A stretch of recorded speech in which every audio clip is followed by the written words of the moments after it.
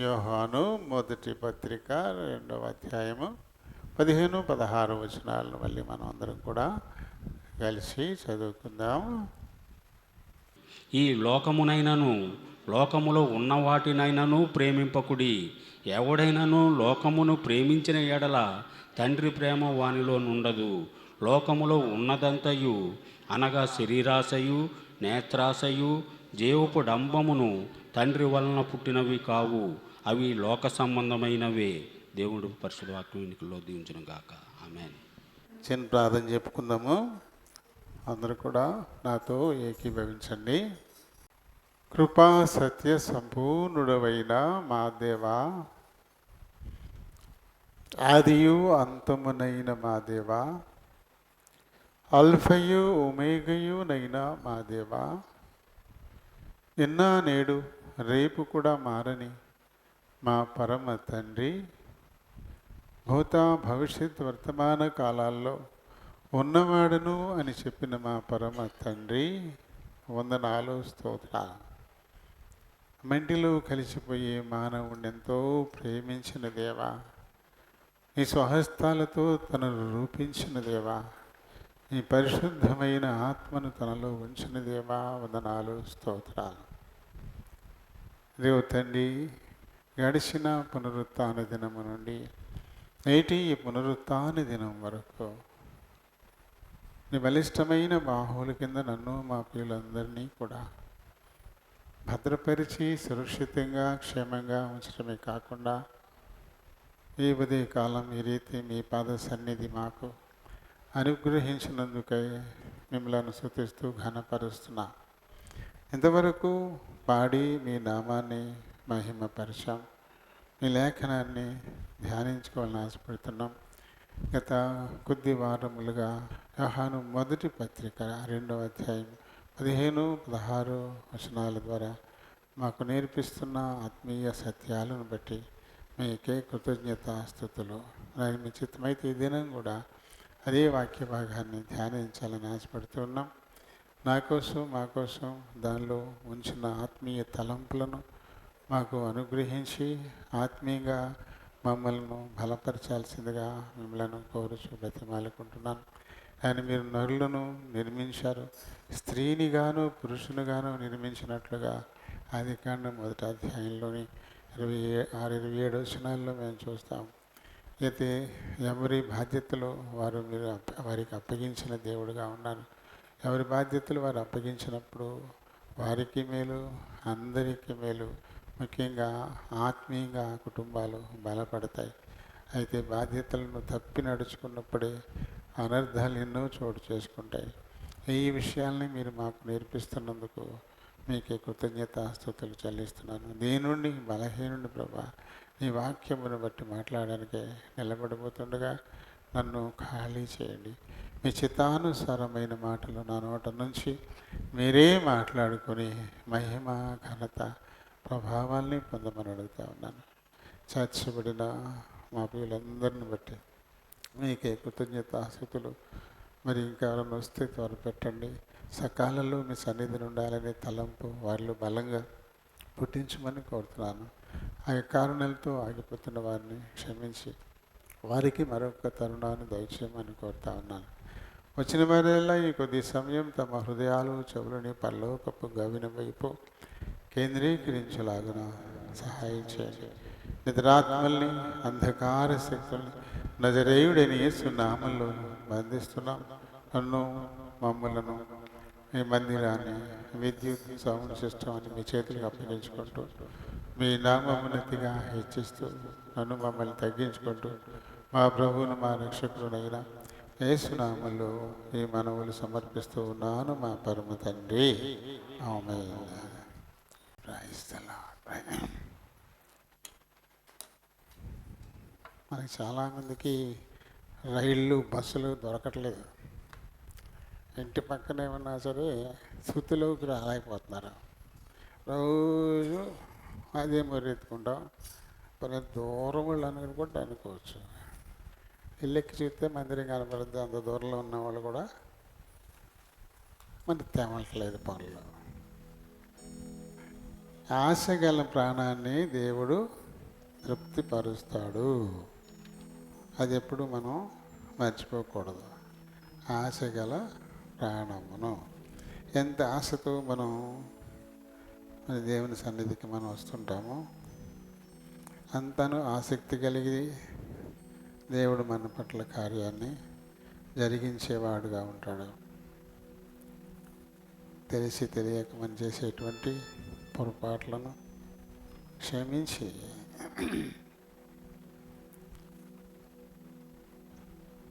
మన పట్ల ఆత్మీయ మేళ్లను విస్తరింపచేసేటువంటి వాడు. నేనే దొరికేశాను అనుకుంటారు కొంతమంది. ఇలా చెప్తే నేనే దొరికేశాను, నేను ఇప్పుడు వచ్చానని నా గురించి చెబుతున్నారు. అవును, నీ గురించే. తప్పేమని వచ్చింది ఇప్పుడుగా. నువ్వు రావడం తప్పలేదు, కానీ ఇప్పుడు వచ్చావంటే తప్పు. అబద్ధం చెప్పడం తప్పలేదు, కానీ నువ్వు అబద్ధం ఆడేవంటే తప్పు. ఎలా ఆలోచనలు ఉంటున్నాయేంటి మన మనుషులు చూడండి. ఎలా చేసింది తప్పు, ఆ తప్పును తప్పు అంటే తప్పు. నేను తప్పు చేస్తాను, అయినా సరే నువ్వు తప్పు అనడానికి ఏం లేదు. నా ఇష్టం నా రాజ్యం అన్నట్టుగా ఉంటున్నారు మనుషులు. ఈ లోకంలో సాగిపోద్ది. ఇప్పుడు ఎప్పుడు పట్టుకుంటుంది? దేవుడు వచ్చినప్పుడు పట్టుకుంటాడు. అప్పుడు ఆయన దగ్గర ఏమంటావు? మనం అబద్ధం ఆడనేరని ప్రజలు అనుకుంటున్నాడంట. అందుకని మనల్ని ఆయన రక్షించడానికి పూనుకుంటున్నాడు. రాత్రి చదివాం కదా, మనల్ని ఏమని ఆయన రక్షించాడంట. ఆ ప్రజలు వీళ్ళు అబద్ధమాడనేరని వారని అనుకుంటున్నాడంట ఆయన. కానీ అసలు అబద్ధం ఆడతారని తెలియదు ఆయనకి. తలంపు పట్టుకు ముందే ఎరిగిన దేవుడికి తెలీదా? సరే అండి, మనం ఒక పాట, ఒక పల్లవి, 2 చరణాలు మటుకు మనం చూద్దాము. 193 కీర్తన, 193. తిరుమంది విషయంలో 191. పాత పుస్తకాలు అయితే 780. సితారుతోనూ తంబురుతోనూ ఆయనను స్తుతించుడి. 150 కీర్తన 3-4 వచనాలు బట్టి రాయబడింది. తంబుర సితారతో ప్రభుని ఆరాధించదామనే పాట. పల్లవి 1-2 చరణాల మట్టుకే పాడదాం.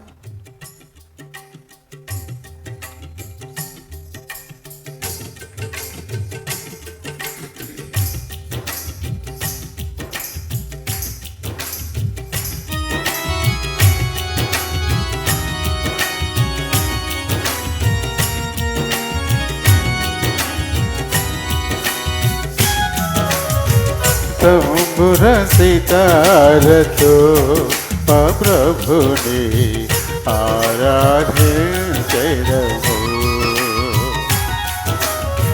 తంబుర సితారతో మా ప్రభుని ఆరాధించెదము. తన నివాసముగా మమ్ము సృష్టించిన, తన నివాసముగా మమ్ము సృష్టించిన నాథుని పొగడెదము. స్తుతి గానము చేసెదము. నాథుని పొగడెదము. స్తుతి గానము చేసెదము. తంబుర సితారతో మా ప్రభుని ఆరాధించెదము.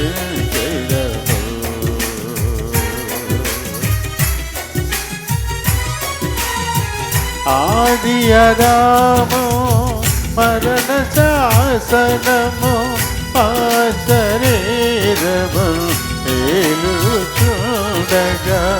ఆది అదాము మరణ శాసనము ఆ శరీరము ఏలుచుండగా.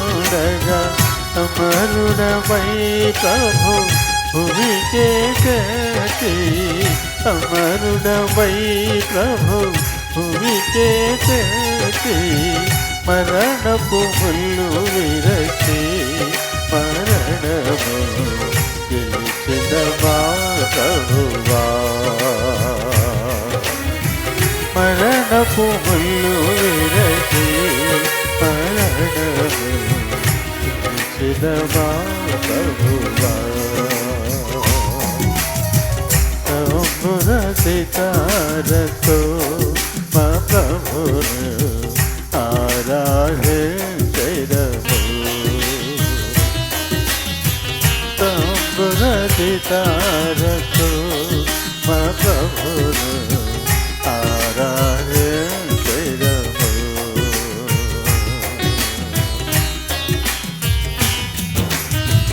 పాపము నుండి చీకటి నుండి ఆశ్చర్యకరముగు వెలుగులు నడిచి, పాపము నుండి చీకటి నుండి ఆశ్చర్యకరముగు వెలుగులు నడిచి, తన ఆలయముగా చేసిన ప్రభుకు, తన ఆలయముగా చేసిన ప్రభుకు స్తుతి మహిమా ఘనత దియోడులు అర్పించెదమెప్పుడు.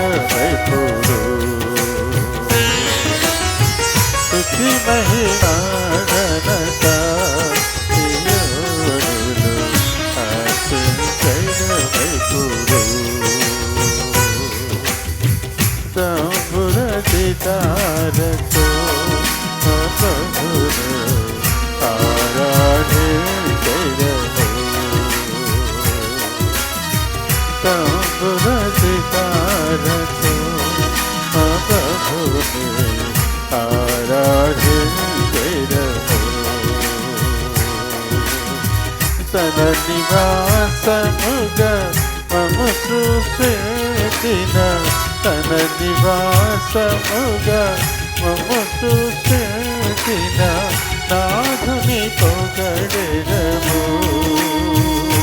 స్తుతి గానము చేసెదము. నాథుని పొగడెదము. స్తుతి గానము చేసెదము. తంబుర సితారతో మా ప్రభును ఆరాధించెదము. తంబుర సితారతో మా ప్రభును ఆరాధించెదము.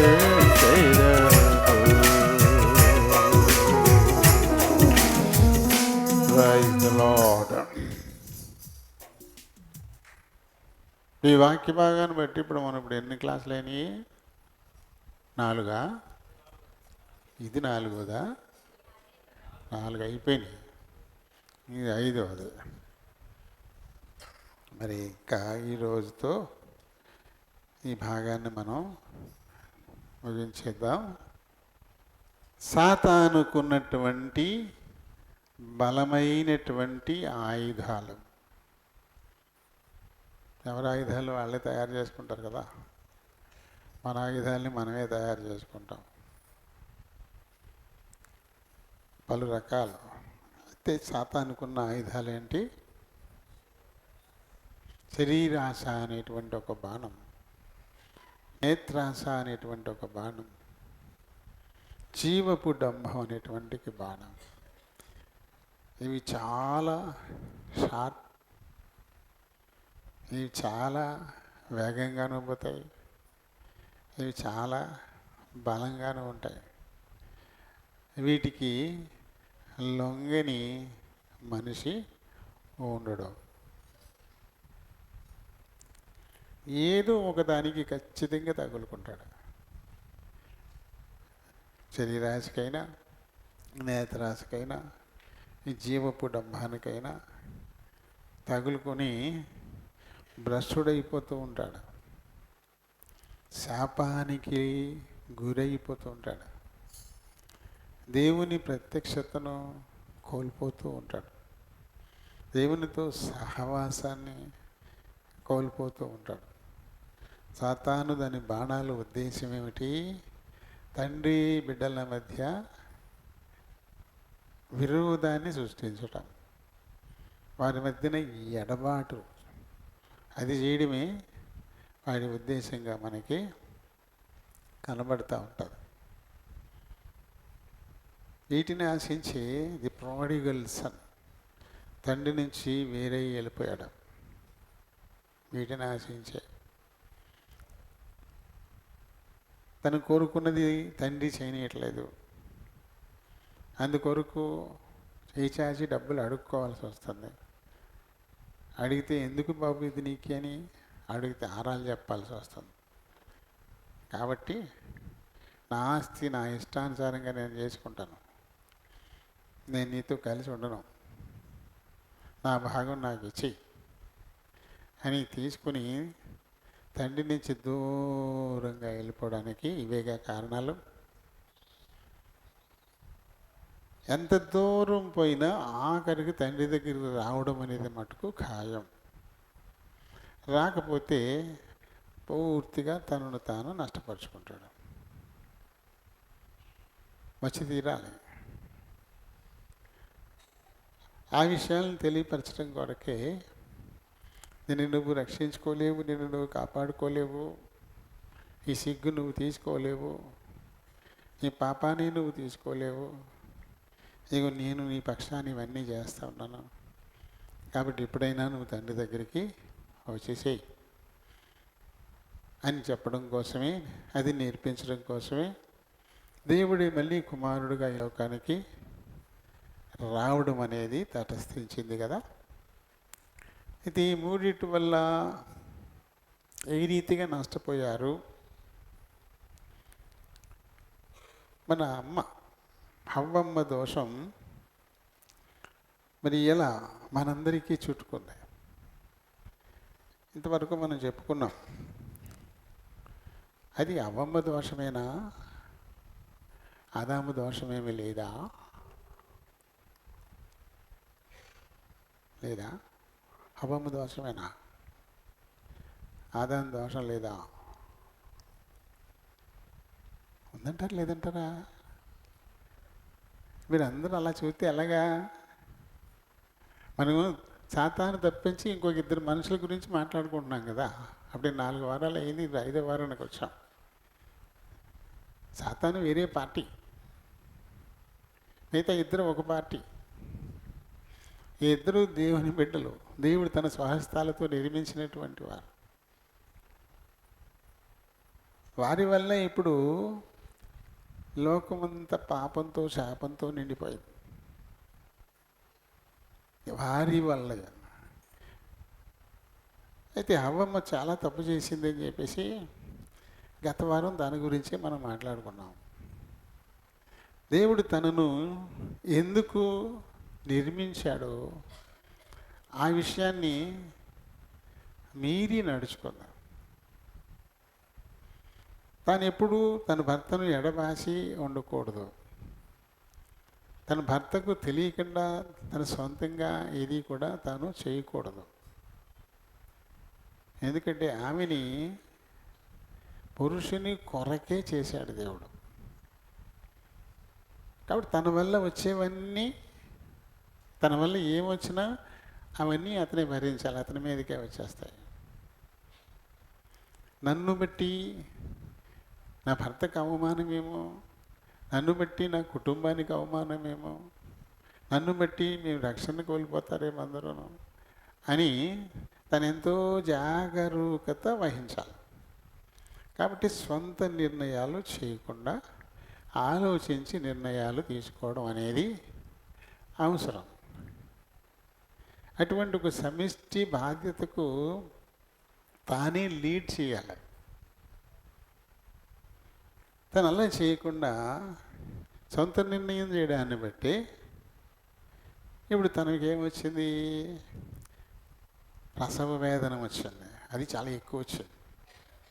భర్త మీద తనకు కోరిక బలంగా వచ్చింది, వాంఛ కలుగుతుంది. ఆ తర్వాత ఆ భర్త ఏలుబడి కిందకి కూడా వచ్చేసింది. ఇవి కారణాలు అయిపోయినాయి. అప్పటి నుంచి ఆమెను బట్టి ఇప్పుడు యావత్ ప్రపంచంలోనూ జరుగుతున్నది కూడా అదే.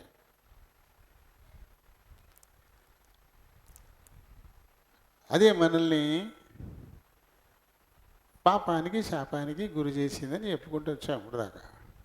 అయితే ఇందులో ఆదాము దోషం లేదా, ఆయన ఏం తప్పు చేయలేదా, పాపం ఆయన అమాయకుడా, తన మానం తనే చెట్టు కింద జారబడి కొనుక్కుబాట్లు పడుతుంటే ఒడిచి చెడగొట్టేసిందా, తన బాధ్యత లేదా? అసలు మొదటి వారు ఎవరు? ఆయనే కదా. మొదట దేవుడు నేలమంటితో తన స్వరూపము తన పోలిక ఇచ్చి నిర్మించి తన ఆత్మ నుంచిన మానవుడు ఆదామే. ఆ తర్వాత అతని కొరకు ఒక సాటి అయిన సహాయిగా చేయబడిన ఆమె మళ్ళీ వేరే మట్టి కాదు, మళ్ళీ ఇంకొక మట్టి ముద్ద తీసుకొచ్చి దానితో స్త్రీని చేయలే దేవుడు.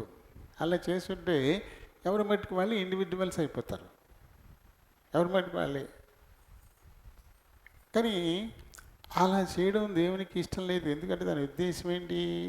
నరుడు ఒంటరిగా ఉండడం మంచిది కాదని ఎంచి అతని కొరకు ఒక సాటి అయిన సహాయము చేతును అని అనుకొని అతని కొరకు ఇంకోటి మనం తగిలించుకోవాలి. అతనిలో నుండి,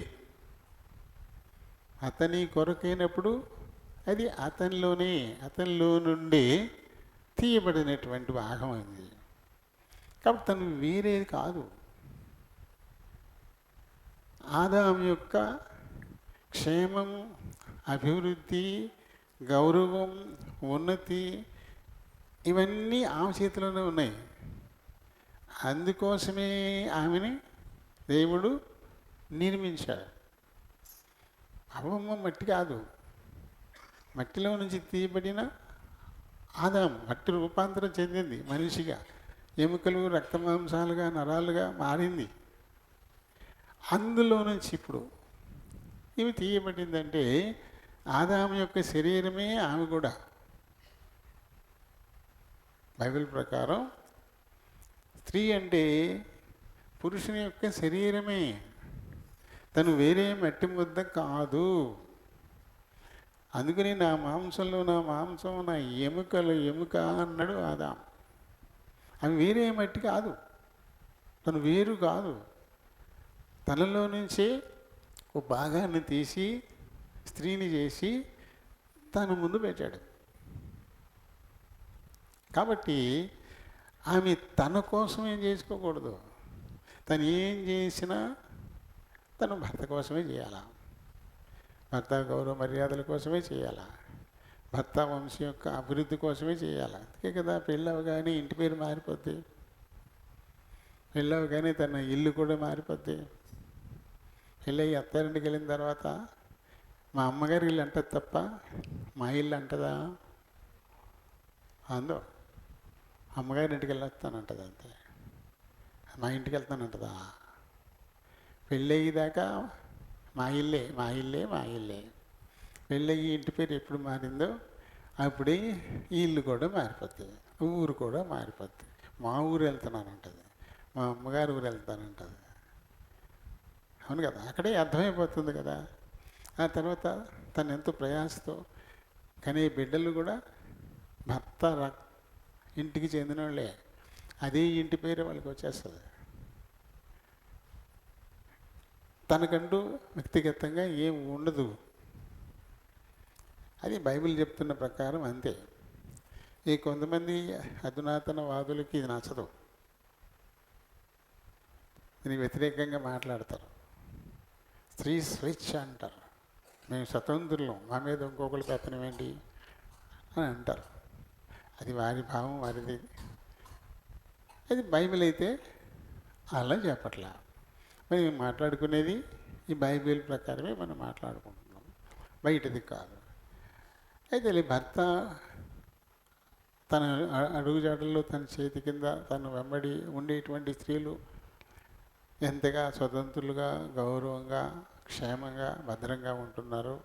అలా కాదు మేము స్వతంత్రులమే అంటూ బయటికి వెళ్ళిన వాళ్ళు ఎలాంటి ఇబ్బందులను ఎదుర్కొంటున్నారో మనం రోజు టీవీ వార్తల్లోనూ పేపర్లో కూడా చదువుతూ ఉన్నాం.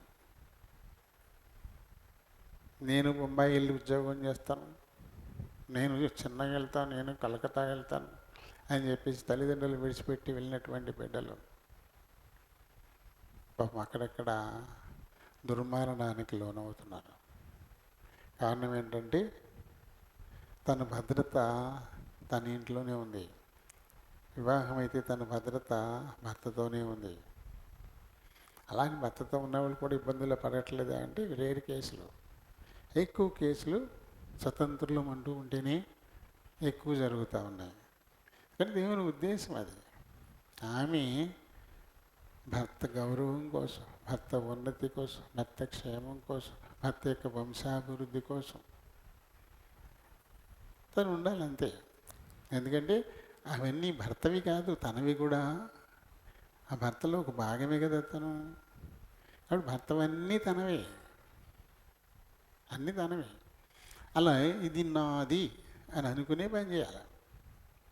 కాబట్టి భర్తకి దూరంగా జరగడాన్ని బట్టి, భర్త దగ్గర సలహా తీసుకోకుండా, చర్చించకుండా త్వరపడి చేసిన దానిని బట్టి కొంతవరకు యావత్ మానవ జాతి దేవుని నుంచి దూరం అయిపోయి పాపంలోనే పుట్టి పెరగడానికి ఆవిడ కారణమైపోయింది.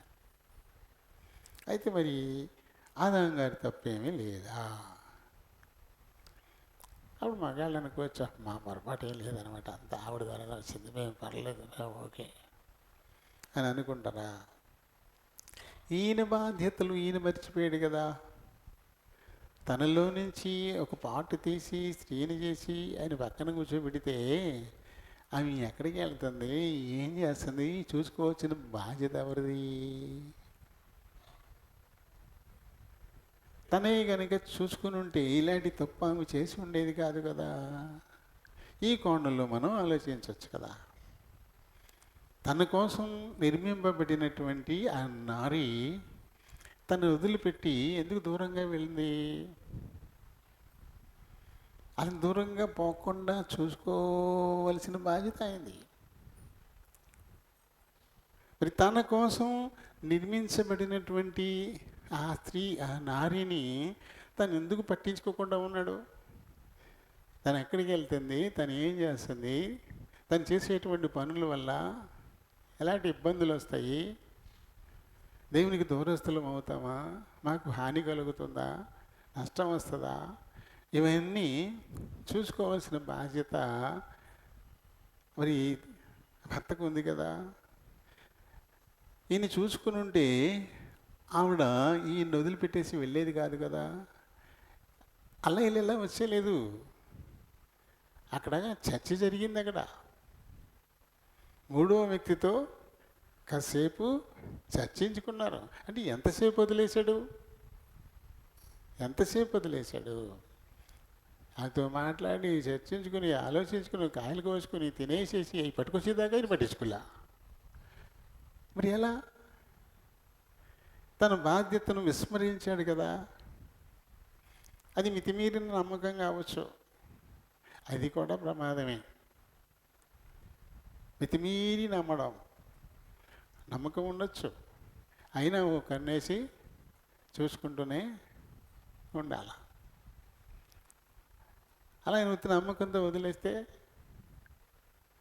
ఇబ్బందులు ఖచ్చితంగా వస్తాయి. బిడ్డల మీద విపరీతమైన నమ్మకంతో వదిలేస్తే తల్లిదండ్రులు ఖచ్చితంగా ఆ బిడ్డల నుంచి ఇబ్బందులు వస్తాయి. మనకి ప్రేమ, నమ్మకం ఈ రెండు మరీ ఎక్కువైపోతే ఆ తర్వాత చాలా ఇబ్బందులు మనం పడాల్సి వస్తుంది. పెద్దవాళ్ళు ప్రేమ ఉండాలి, నమ్మకం ఉండాలి, కానీ అవి మితిమీరి ఉండకూడదు. ఒక కన్నేసి మరి ఏం చేస్తున్నారు, వారి నడవడి ఎలా ఉంది, ఇటువంటి వాటిని కూడా మనం చూసుకుంటూ ఉండాలి. అలా చూసుకోకపోతే బిడ్డలకు తండ్రి, విరోధి అయిపోతాడని కదా సామెతలు మనం చదువుతాం. విరోధి అయిపోతాడు. విరోధులు ఏం చేస్తారు? నాశనం కోరుకుంటారు. విరోధులు నష్టపరచాలని కోరుకుంటారు. అంటే తమకే తెలియకుండా బిడ్డలకు తల్లిదండ్రులు విరోధులు అయిపోతారు అనమాట. వారి నష్టాన్ని కోరుకునేవారు అయిపోతారు. అది ప్రేమించాలి, కానీ మితిమీరి ప్రేమ, నమ్మకం ఉంచాలి. మితిమీరి నమ్మకం. ఎందుకంటే లోకాన్ని బట్టి మనం అలా ఉండాలి. లోకాన్ని బట్టి ఒక అన్వేషణ ఉండాలి. ఎందుకంటే మరి ఆదాం గారికి తన భార్య మీద ఎంత నమ్మకం, అందుకే కదా వదిలేశాడు. దానివల్ల వచ్చినటువంటి ఇబ్బంది చూడండి. ఇప్పుడు తన్ని పట్టించుకోకుండా ఉన్నాడు. ఆ తర్వాత తను ఫలాలు తెచ్చించినప్పుడైనా మెలకు కలిగి ఉండాలా. ఆ ఫలాలు ఏం పెడుతుందో చూడాలా, ఏం పెడుతుందో చూడాలి. లేకపోతే నష్టాలు వస్తాయి మళ్ళీ. అది ఏంటో చూసుకోకపోతే ఎలా? చూసుకోకుండా, ఎందుకంటే ఒక కండిషన్ ఉంది కదా, దేవుడు ఒక హెచ్చరిక ఇచ్చున్నాడు కదా. ఒకవేళ ఆ ఫలంగా తీసేసిందేమో అని అనుమానం చేయాలా వద్దా? అనుమానించాలి, తప్పదు. ఒకవేళ అవి కానీ తెచ్చేసిందా అని చూసుకోకుండా, ప్రశ్నించకుండా వాటిని తినేసేయడం, కళ్ళు మూసుకొని తినేసేయడం, అదొక తప్పుగా మనకి కనబడుతుంది. ఆ తర్వాత పంచాయతీ దేవుడి దగ్గరికి వచ్చేసింది. ఎందుకంటే వెళ్ళి చెప్పేశారు, నేను దిగంబరులంగా ఉన్నాం కాబట్టి సిగ్గు చేత చెట్లు చాటున దాక్కున్నాము అని చెప్పేశారు. కమిట్ అయిపోయారు, నేను దిగంబరులమని. అలానా? ఎవరు చెప్పాడు ఆ మాట మీకు? మీరు తినొద్దన్న చెట్టు ఫలాన్ని కానీ తిన్నారా అన్నప్పుడు మళ్ళీ అబద్ధం చెప్పడం. బాధ్యతలను విస్మరించడం ఒకటి, జాగ్రత్త వహించకపోవడం ఒకటి, మళ్ళీ దేవునితో అబద్ధం చెప్పడం ఒకటి. తినలేదు అని అనలేదు, తిన్నాననే అన్నాడు, కానీ డొంక తిరుగుడు చెప్పాడు. నాకు నేనుగా తినలేదు, ఆమె తీసుకొచ్చి ఇచ్చింది నాకు. అంటే ఎవరు తీసుకొచ్చి తినేస్తావు నువ్వు? నేను తాగాలని విషయం తాగలేదు, వాళ్ళు నా చేతికి ఇచ్చారు తాగేశాను అంటే చచ్చేది నువ్వేగా. ఎవరు చేస్తారా? తాగినోడే చేస్తాడు. వాళ్ళు నాకు ఇచ్చారు కాబట్టి అంటే ఎందుకు ఇచ్చాడు ఏమిటో తర్వాత వాళ్ళని అడుగుతారు అనుకో, ఇమ్మీడియట్గా నష్టపోయేది ఎవరు? నువ్వే కదా, నువ్వే. అందుకని చాలా జాగ్రత్త వహించాల్సిందే, చూసుకోవాల్సిందే. ఆవిడ అనొచ్చు, అయ్య బాబా అంత నమ్మకం లేదా? మితిమీరి నమ్మకం పెట్టుకుంటే కొంపలంటుకు పోతాయి. నమ్మకం ఉండొచ్చు, అయినా చూసుకోవాలా. ఈ రోజులు అలాగే ఉన్నాయి, ఈ రోజులు అలాగే ఉన్నాయి. ఇది ఎక్కడ దొరికితే ఎలాంటి అని చెప్తాను అనుకుంటారు మీరు. నిన్న పేపర్లోనే ఒక విషయాన్ని చదివాను. ఇటువైపు నిడదవోలు పక్కన ఎక్కడో కాపురం ఉండేవారంట వాళ్ళు, భార్యాభర్తలు. వాళ్ళకి 2 పిల్లలు కూడా ఉన్నారు. ఆ తర్వాత అక్కడి నుంచి వాళ్ళు చింతలపూడి ఆ ప్రాంతానికి ఎక్కడికో మాకాయం వెళ్ళారు. వెళ్ళిన తర్వాత అక్కడ ఆమెకి ఇంకొక పురుషుడితో పరిచయం ఏర్పడిందంట. ఏర్పడి వాళ్ళిద్దరు అత్మాను ఫోన్ మాట్లాడుకోవడం ఇలాంటివి జరుగుతున్నాయంట. ఈ భర్త విషయాన్ని గమనించి మళ్ళీ ఇక్కడికి మాకాయం వచ్చేసారు. అక్కడి నుంచి మళ్ళీ ఇక్కడికి వచ్చేసారు. ఇక్కడికి వచ్చేసిన తర్వాత కూడా తను అదే మొదలెట్టదంట, ఆత్మాను ఫోన్లు మాట్లాడుతూనే ఉందంట. బాగా మందలించాయంట, నిలదీశాడు, ఎందుకలా చేస్తున్నావు నువ్వు? అప్పటికి 2 పిల్లలు ఉన్నారు, పాప ఒక పిల్ల 2 పిల్లలు ఉన్నారు. ఇంకా అంతే, అతనితో కలిపి కుట్ర చేసేసింది. కుట్ర చేసి ఆ టీలోని ఏదో కొద్దిగా పౌడర్ కలిపిస్తుందంట. ఎత్తాడు కదా, మత్తుకున్నాడు, తలదిండి మొక్కమే పెట్టి చంపేశారు వాళ్ళిద్దరు కలిసి. చంపేశారు భర్తని. ఆ ఫోన్లో మాట్లాడే ప్రియుడితో కలిసి తలదిండు ముఖాన్ని అదిమేసి ఊపిరాడకుండా చేసి చంపేసి ఆడు మెదలకుండా వెళ్ళిపోయాడు. ఆ తర్వాత ఈవిడ బోరుమని ఎడుతా బాబాయ్ తాగేసి పడిపోయాడు, బాబాయ్ తాగి పడిపోయాడు, చచ్చిపోయాడు అని చెప్పేసి గొడవ చేస్తే అందరూ వచ్చారు. పాపం నిజమేలే వీడికి తాగడం అలవాటు ఉందో తాగి చచ్చిపోయాడేమని చెప్పేసి బంధువులు వాళ్ళు కూడా వచ్చి కార్యక్రమం చేసేసారు. చేసిన తర్వాత అందరూ చెప్పుకుంటూ ఉంటారు కదా, ఇలా చచ్చిపోయాడు అలా చచ్చిపోయాడు అలా చచ్చిపోయాడు. ఆ పిల్ల పెద్ద పిల్ల, చిన్నపిల్ల ఏం కాదు, 11 ఏళ్ళు ఉన్నాయండి. అలా ఏం చచ్చిపోయాడు మా నాన్న, మా అమ్మను ఇంకొక అతను కలిపి చంపేశారని చెప్పింది. మా అమ్మను ఇంకొక అతను కలిపి మా నాన్న చంపేశారని చెప్పింది ఆ పిల్ల. ఇప్పుడు మళ్ళీ కేసు చూడండి ఎలా ఉందో. ఇవన్నీ మన మేలు కోసం పాఠాలు, ఎలా ఉండాలి, ఎలా జాగ్రత్త పడాలి. లోకం అంత మోసకరంగా ఉంది, నమ్మడానికి వెళ్ళలేని పరిస్థితులు కనపడుతూ ఉన్నాయి. ఊరినే ఈయన పేపర్లు వార్తలు రావు, ఎందుకు వస్తాయి? చదువుకుని మిగతా వాళ్ళు జాగ్రత్త పడతారని, కొంచెం జాగ్రత్త పడతారని. మొత్తం మీద అతని నుంచి ఆమెకి కావలసినంత ఆదరణ లేదు. అలాంటప్పుడే కదా బాగా తీగా మాట్లాడే వాళ్ళకి విషయమైపోతారు. తను కోరుకునేవన్నీ తను అక్కడే భర్త దగ్గర అన్నీ దొరుకుతూ ఉంటే తను అటు ఇటు చూడాల్సిన పని ఉండదు. అలాగే భార్య దగ్గర అన్నీ దొరుకుతూ ఉంటే భర్త అటు ఇటు చూడాల్సిన పని ఉండదు. వీళ్ళిద్దరి మధ్య సంబంధాలు సరిగా లేవు, సంతృప్తికరంగా లేవు. అది లేనప్పుడే ఇలాంటివన్నీ దాపరిస్తాయి. సాతానుడు కూర్చుంటాడు పక్కన, ఎలా అని చెప్పేసి. చాలా విచారంకరం.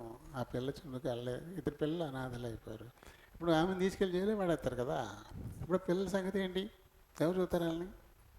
తండ్రి చచ్చిపోయాడు, విషయం బయటపడింది, దీన్ని తీసుకెళ్ళి పొలం ఆడేస్తారు.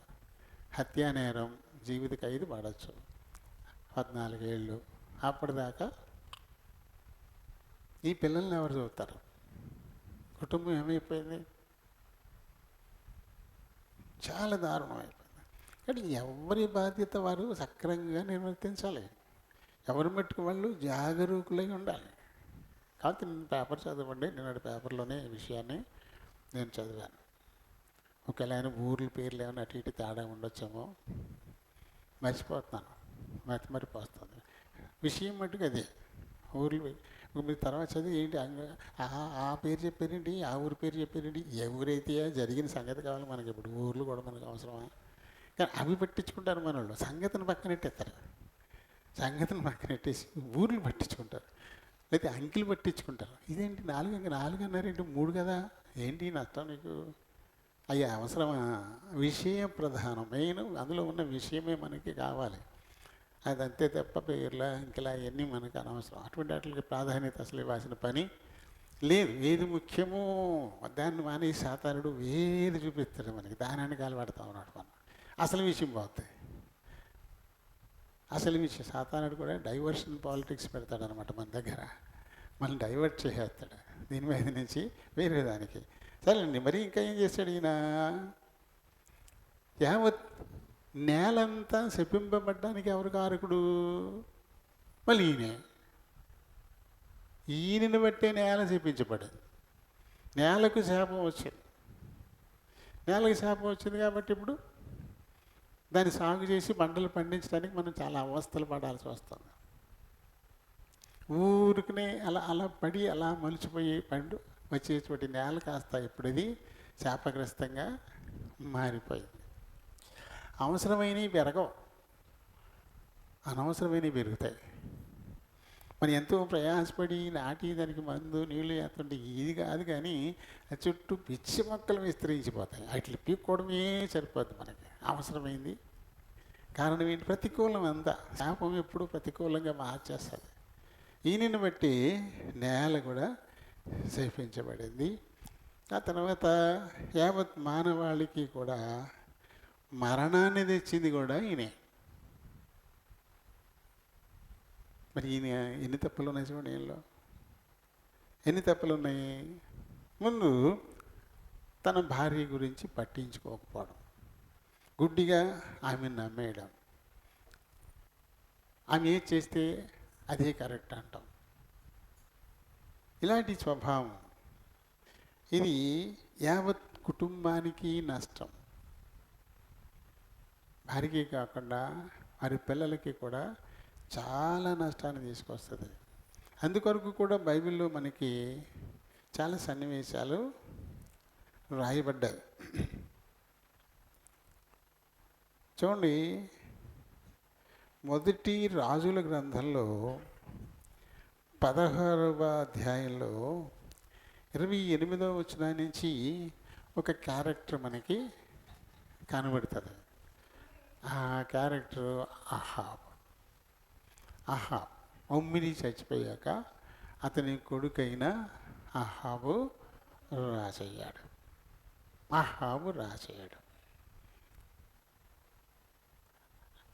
అదే ఇంకా 16 అధ్యాయాన్ని ఆ 16 తర్వాత కంటిన్యూ చేసుకుంటూ వస్తే తను ఒక అన్యురాల్ని వివాహం చేసుకున్నాడు. ఆమె పేరు యెజబెల్. మరి ఈయన కోసం యెజబెల్ ఉందా, యెజబెల్ కోసం ఈయనుందా? అందరికీ గందరగోళంగా కనపడుతుంది. ఇప్పుడు భార్య రాజును అనుసరించి ఉండాలా, రాజు గౌరవం కోసం ఉండాలా, రాజు క్షేమం కోసం ఉండాలా? సామెతలు 31 అధ్యాయం 10 నుంచి చూసుకోవాలి. అందులో ఉన్న స్త్రీ చేసిన పనులన్నీ భర్త, తన ఇల్లు, తన బిడ్డలు, వారి క్షేమం, వారి గౌరవం కోసమే ఉంటాయి. అందులో ఉండే విషయాలన్నీ కూడా 31 అధ్యాయము 10 నుంచి చదువుకోవాలి మనం. 30 దాకా వర్ణన చక్కగా ఉంటుంది. భార్య అంటే ఎలా ఉండాలి అనేది అందులో రాసి పెట్టాడు. అక్కడ అందులో 12వ వచనం చదివితే, ఆమె తాను బ్రతుకు దినములన్నీ భర్తకు మేలు చేయును కానీ కీడేమియో చేయదు. అంటే భార్య భర్తకు తన ద్వారా తనకు సంక్రమించినటువంటి కుటుంబానికి మేలు చేయడానికే ఉండాలి తప్ప కీడు చేయడానికి కాదు. అది కదా. మరి యెజబెల్ వల్ల అహాబుకి మేలొచ్చిందా? అహాబు కుటుంబానికి మేలొచ్చిందా? అక్కడ ఇజ్రాయేలీ జనాంగానికి మేలు కలిగిందా? దేవునికి గౌరవం వచ్చిందా? దేవుని ప్రవక్తలు గౌరవంగా సంతోషంగా నడవగలిగారా? మరి ఇవన్నీ చూసుకోకపోవడం అహాబు తప్పే కదా. ఇవన్నీ చూసుకోకపోవడం అహాబు యొక్క తప్పే. యెజబెల్ అహాబు కోసం ఉంది కానీ అహాబు యెజబెల్ కోసం లేడు. మనం ఈ విషయాన్ని ఎప్పుడు కూడా మర్చిపోకూడదు.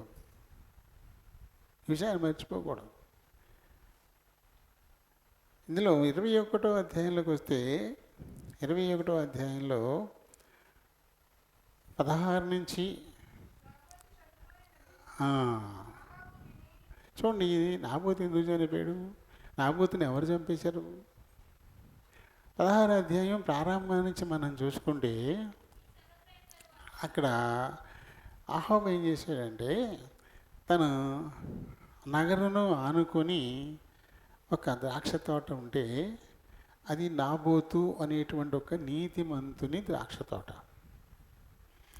దాన్ని కలుపుకోవాలనుకున్నాడు. కానీ ఆరంభంలోనే రాజు అధిపతి వారి కోసం ఏ భూములు, ఎంత భాగం భూములు ఇవ్వాలి అని లెక్క రాసి ఇచ్చేసాడు ముందే.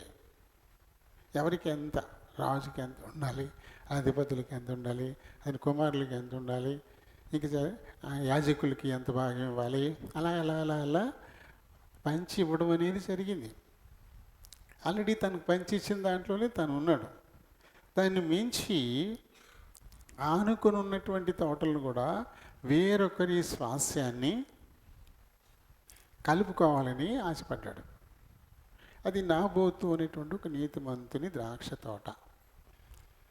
ఆయన దగ్గరికి వెళ్ళి ఈయన వెళ్ళాడు, ఆయన పిలుచుకున్నాడు. మొత్తం మీద నాబోతు, నా నగరును ఆనుకుంది నీ తోట, నాకు కూర మొక్కలు వేసుకోవడానికి కావాలి, ఇది నాకు ఇచ్చేసేయి, నీకు ఎంతకంటే ఎక్కువ వేరే చోట నేను నీకు కొనిస్తాను అని అడిగాడు.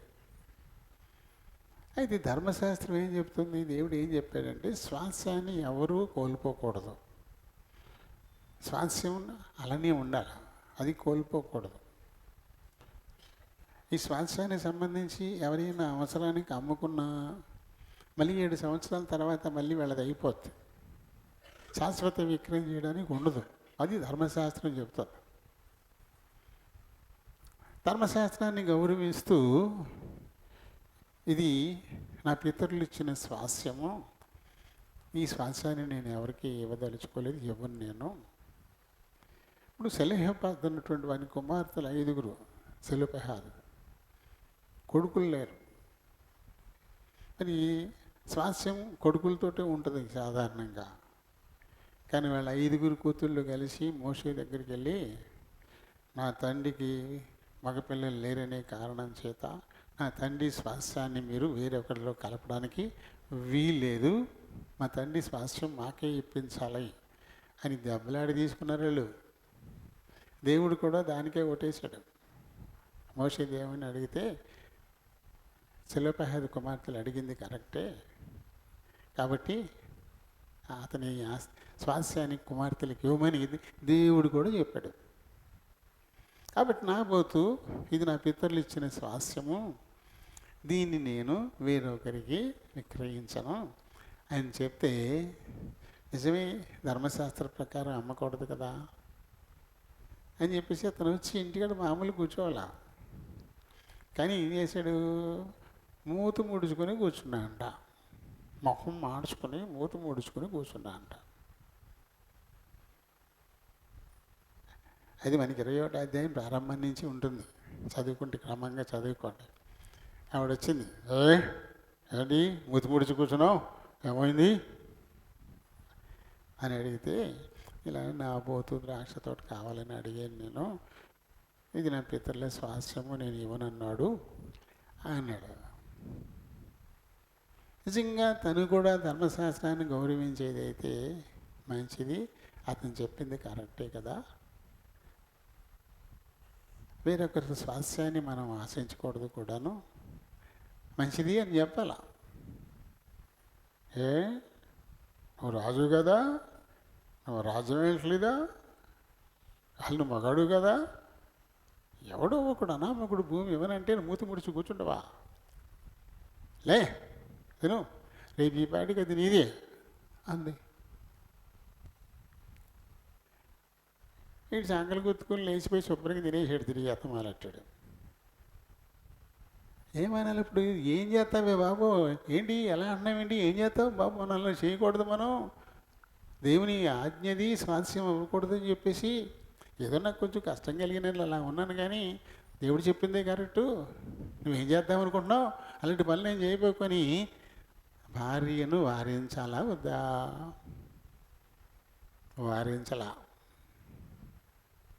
దాంతో కుట్ర మొదలుపెట్టింది. తన మాట వినేటువంటి వాళ్ళని కొంతమందిని చేరదీసింది.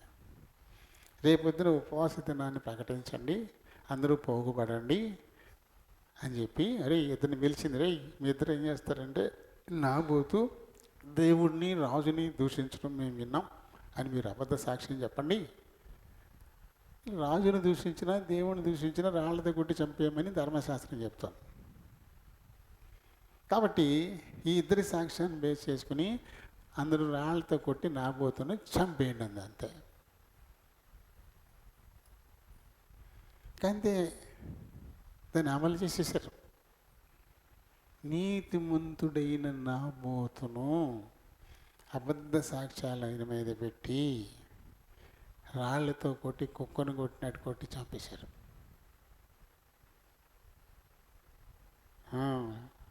ఇక నాబోతు తోట నీదే, ఇక నాబోతు లేడు, చచ్చాడు, హలో అంది. ఈ సంకలు కొట్టుకుంటూ ఆ తోటలోకి వెళ్ళిపోయి, ఏరా నేను గౌరవంగా అడిగితే నాకు ఎవరంటావా, ఇప్పుడు ఎవరిది అయింది ఇది అన్నట్టుగా చేతులు వెనకాల పెట్టుకొని తోటలో తిరుగుతున్నాడు. ఎవరు చూడట్లేదా ఏం జరుగుతుందో ఇక్కడ? దేవునికి ఇది ఆశ కలిగింది ఏమైనా ఉంటుందా? దేవుడు ప్రవక్తను పంపించాడు. చూడు, నాబోతు నిష్కారణంగా చంపేసి ఆ తోటలో విహరిస్తున్నాడు అహాబు, పోయి ఈ మాట చెప్పిరా అంటే ప్రవక్త వచ్చాడు. ఎక్కడ నాబోతు యొక్క రక్తాన్ని కుక్కలు నాకాయో అలాగే నీ రక్తాన్ని కూడా కుక్కలు నాకుతాయి. నీ భార్య యజబేల్ ఉంది కదా, తన్నైతే కుక్కలు తినేస్తాయి అన్నాడు. తన్నైతే కుక్కలు ఏకంగా తినేస్తాయి అని చెప్పేసి వెళ్ళిపోయాడు ప్రవక్త. ఇప్పుడు ఏమైంది? అహాబు కోసం తాటి అయిన సహవాసంగా ఇవ్వబడినటువంటి యజబేల్ వల్ల ఆయనకి మేలు కలిగిందా, నష్టం కలిగిందా? అందులో అహాబు పాపం లేదా? అహాబు తప్పు లేదా? యజబేల్ తన మట్టుకు తను చేసేయగలుగుతుందా? ఆయన రాజు కాదా? ధర్మశాస్త్రానికి విరుద్ధంగా భార్య నడిస్తే వదిలేస్తాడా? ధర్మశాస్త్రాన్ని పట్టించుకోడా? దేవునికి భయపడ్డా?